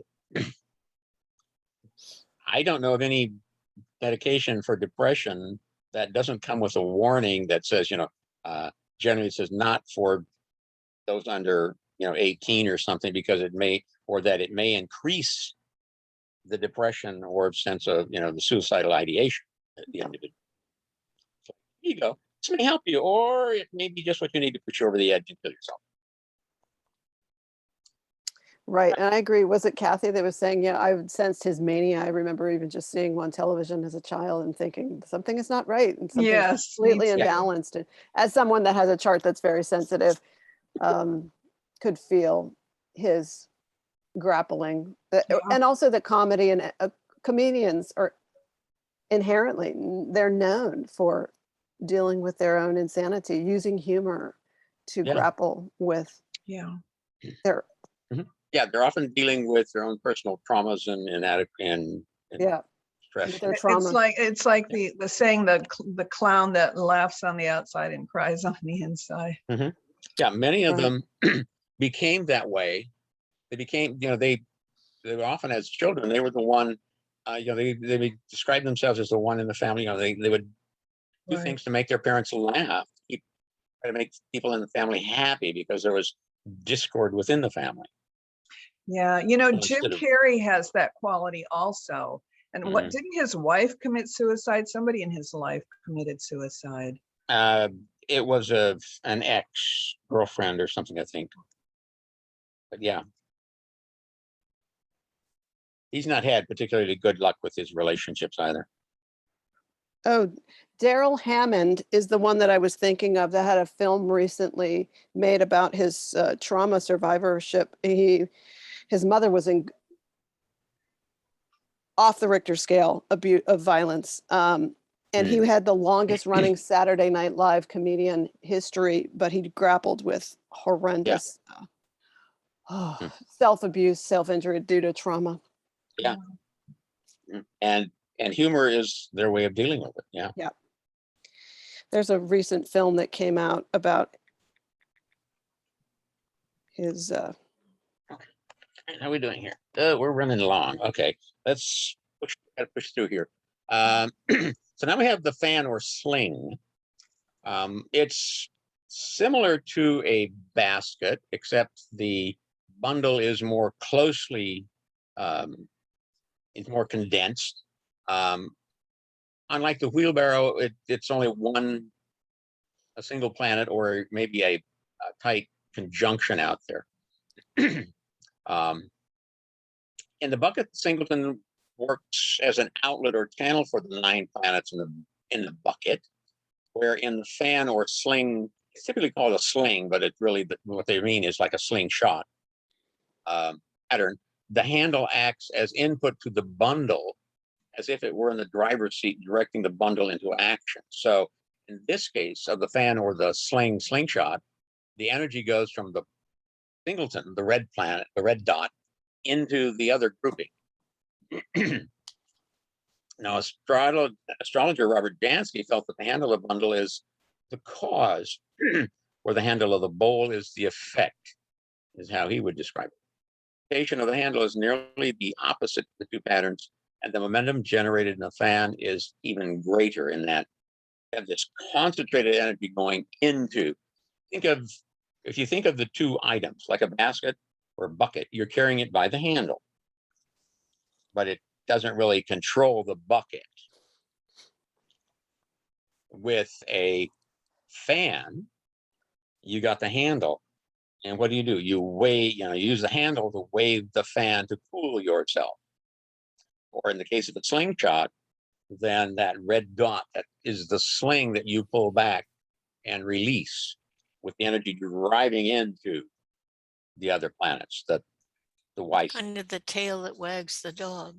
Yes. Here that's a good analogy. The tail that wags the dog.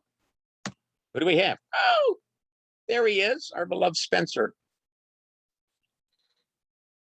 Now you can't get much more slingy than this one, with the moon after all by itself, making a trine to Uranus on one side and to Neptune on the other.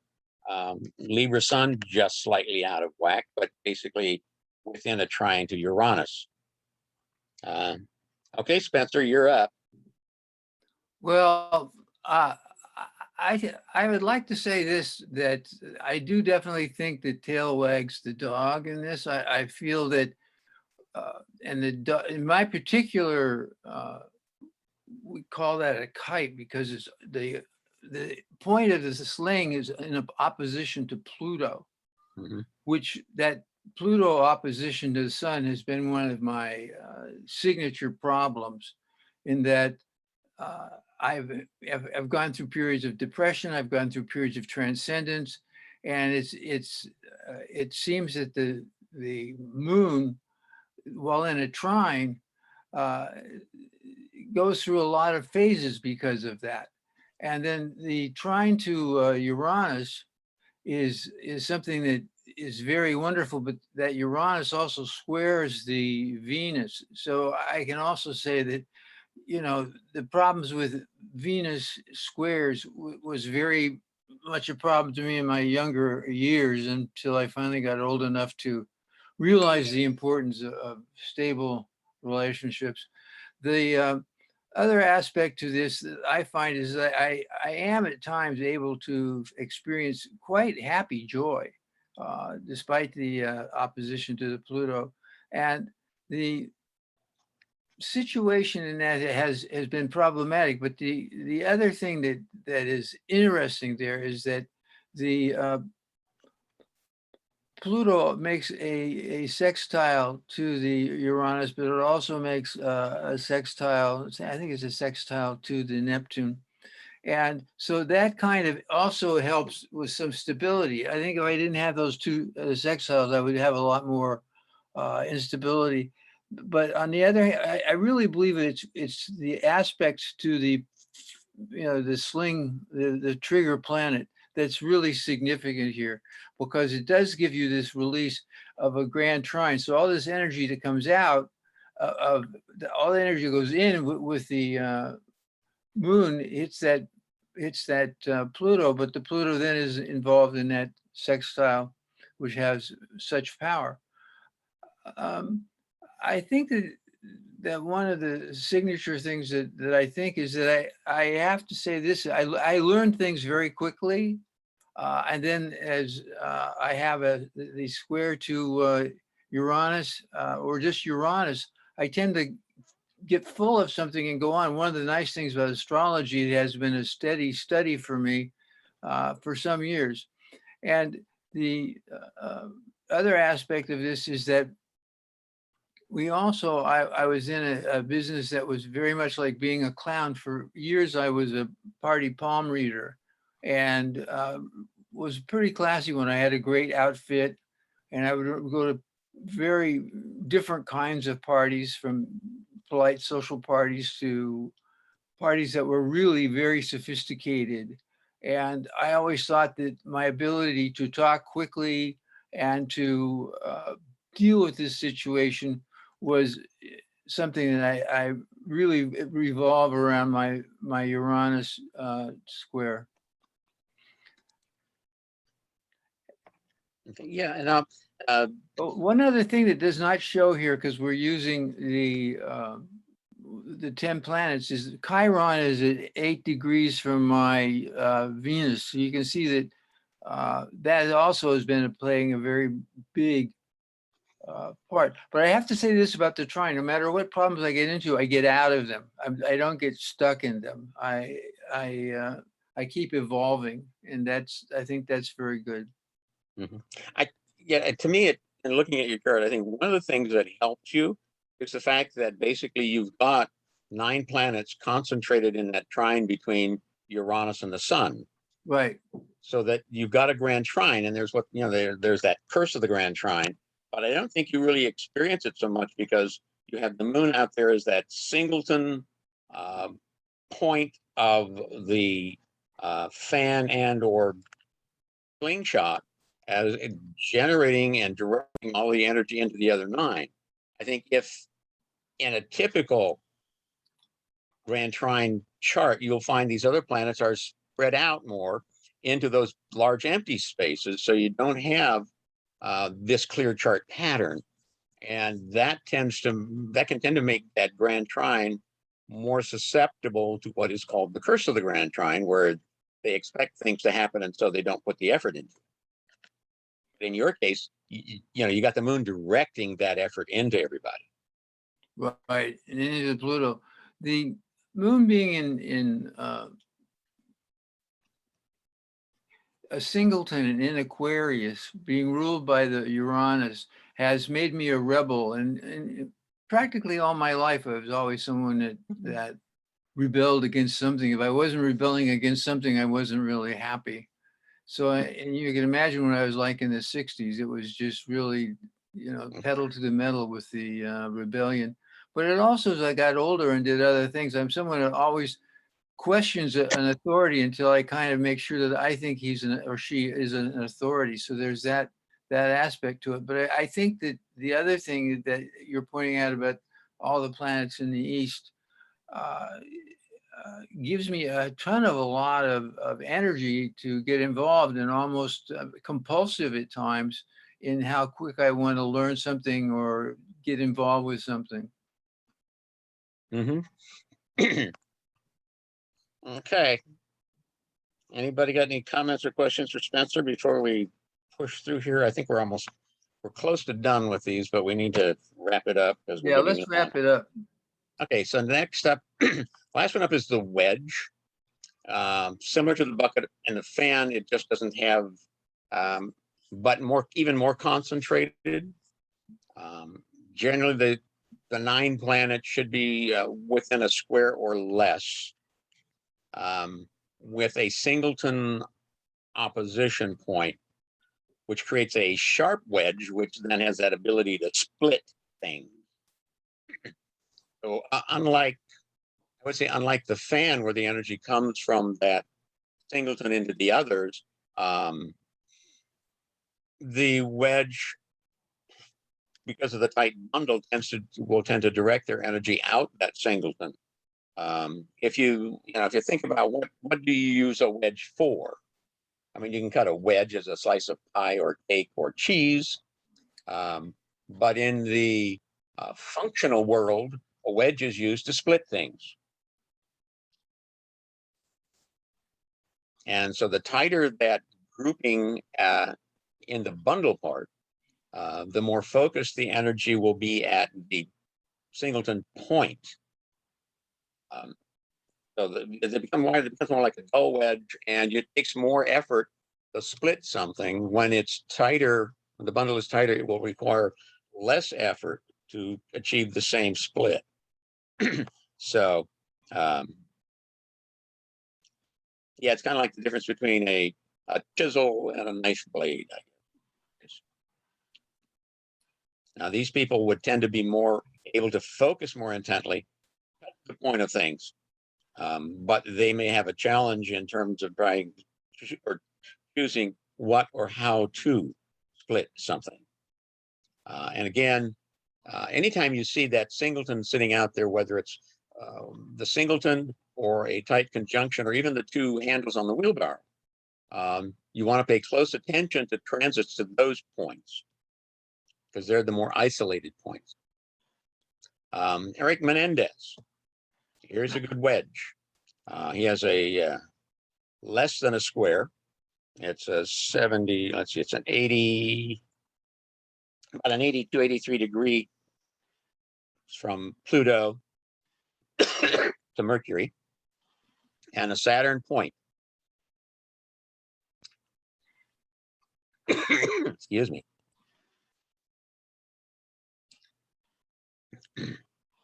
You've got the 9 planets in the northern hemisphere and that Saturn singleton in the southern hemisphere, Saturn in Taurus reversed. And we know what Eric and his brother did. No, I have no clue. Is this another serial killer? Well, they just killed their parents. Another killers. Okay. No. Yeah.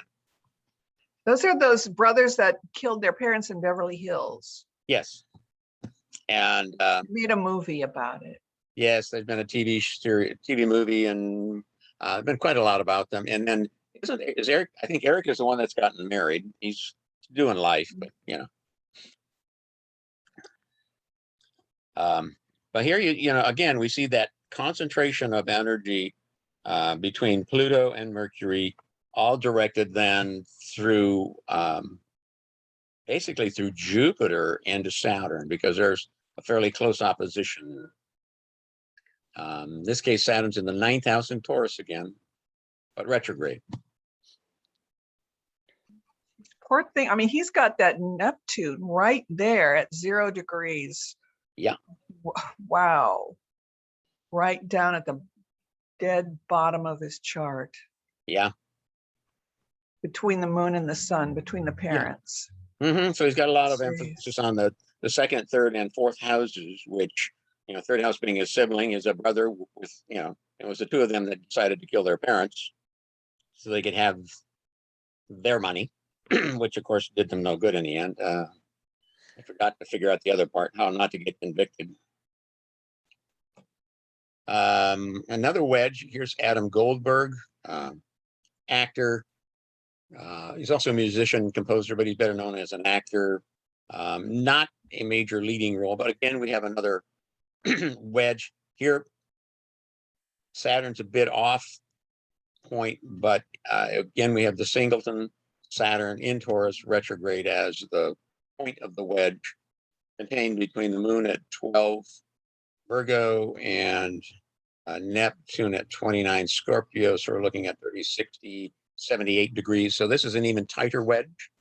And what's his claim to fame? He's an actor. He's Anybody know? let's I don't see, know. tall, dark hair. What was he in? Yeah, what was he in? Let's see, hang on, I will look up some of this stuff here. Yeah. And they both have the singleton or the point of the wedge in Saturn. Mm-hmm. Did he Yeah. kill anybody? Did No, he not play to anyone my that killed? not to my knowledge. He's not killed anybody. Maybe he will. Can we have a Anyway, let's talk about happy people next time, not Yeah, I know trauma. at one And point he was Some in a, successful people with, yes. yeah, he had a fairly long relationship with Christina Ricci, but they never married.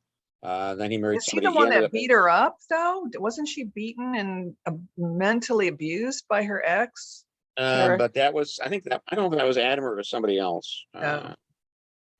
yeah, I looked him up on Wiki, and I don't really follow Hollywood.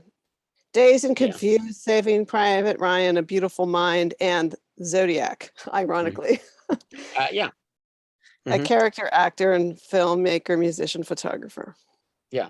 He's got 95 acting credits, so he's done a lot. He's got some producing credits and such as well. He's currently has a regular recurring role on the new series Equalizer. Character actor. Yeah, he looks pretty generic. I mean, Yeah, he is. He's, like I say, he's if he's had a leading role, it's been in a more of an artsy, low budget, yeah, it's a character not actor. widely distributed film. Hmm. He usually plays the a supporting role. Right. Mm-hmm. Hemisphere emphasis, East versus West. Again, we talked about, the Eastern Hemisphere, which houses are involved. When it's strong, they tend to be more self-starters and self-oriented. Western Hemisphere people tend to involve other people or want to get involved with other people more so than the Eastern Hemisphere people. That makes sense. I'm kind of jumping through these quickly because we're running so long here. Northern Hemisphere people, they need security. That's the bottom of the chart. The IC is there, and it's like, okay, this is my home. So there's a need for security and to feel validated. Southern Hemisphere people have a tendency more towards, just putting themselves out there, of wanting, if they got something, they're good at sharing.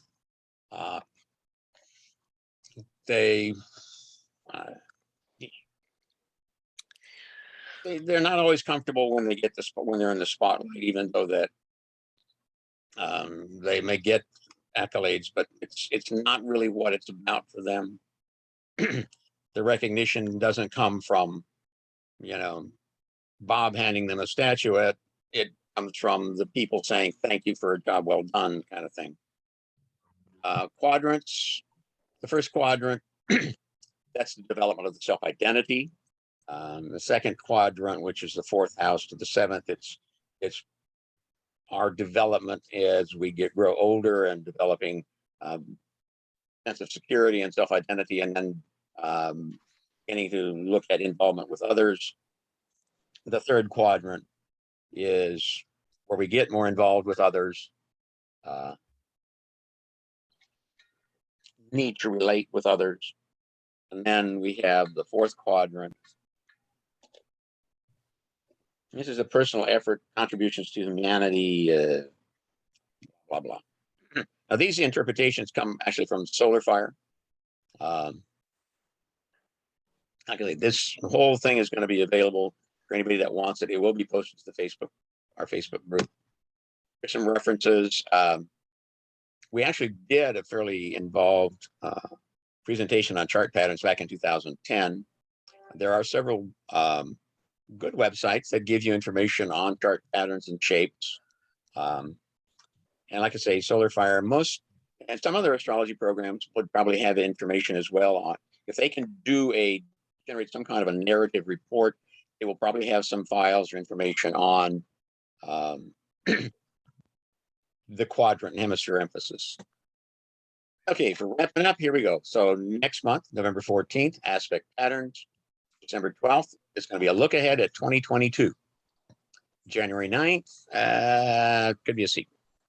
So again, thank you for your continued support. May you all have a wonderful, safe, best Halloween.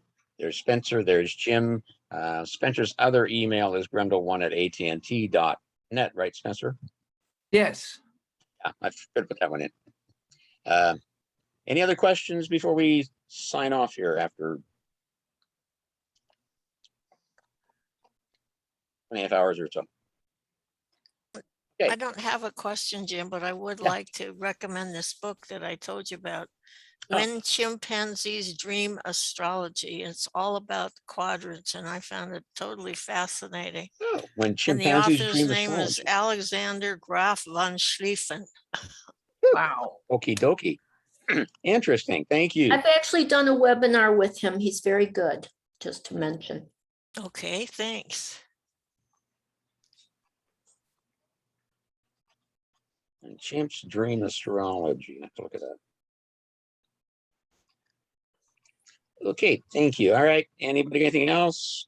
If you have any questions, want some follow-up, you got questions about your own chart, feel free to email Spencer or myself. And if you're not part of the Facebook group or the Meetup group, and you want the link for the recording when we post it, a copy of the PDF file for the slideshow, drop me an email and I will be sure to get them to you. That said, it is time to say adieu to you and you and you. Thank you all very much again for your time, your participation, your support. Stay safe out there. Thank you. Stay See you next month. fabulous. Bye-bye. Bye for all. So much. Bye-bye. Thank you. Bye.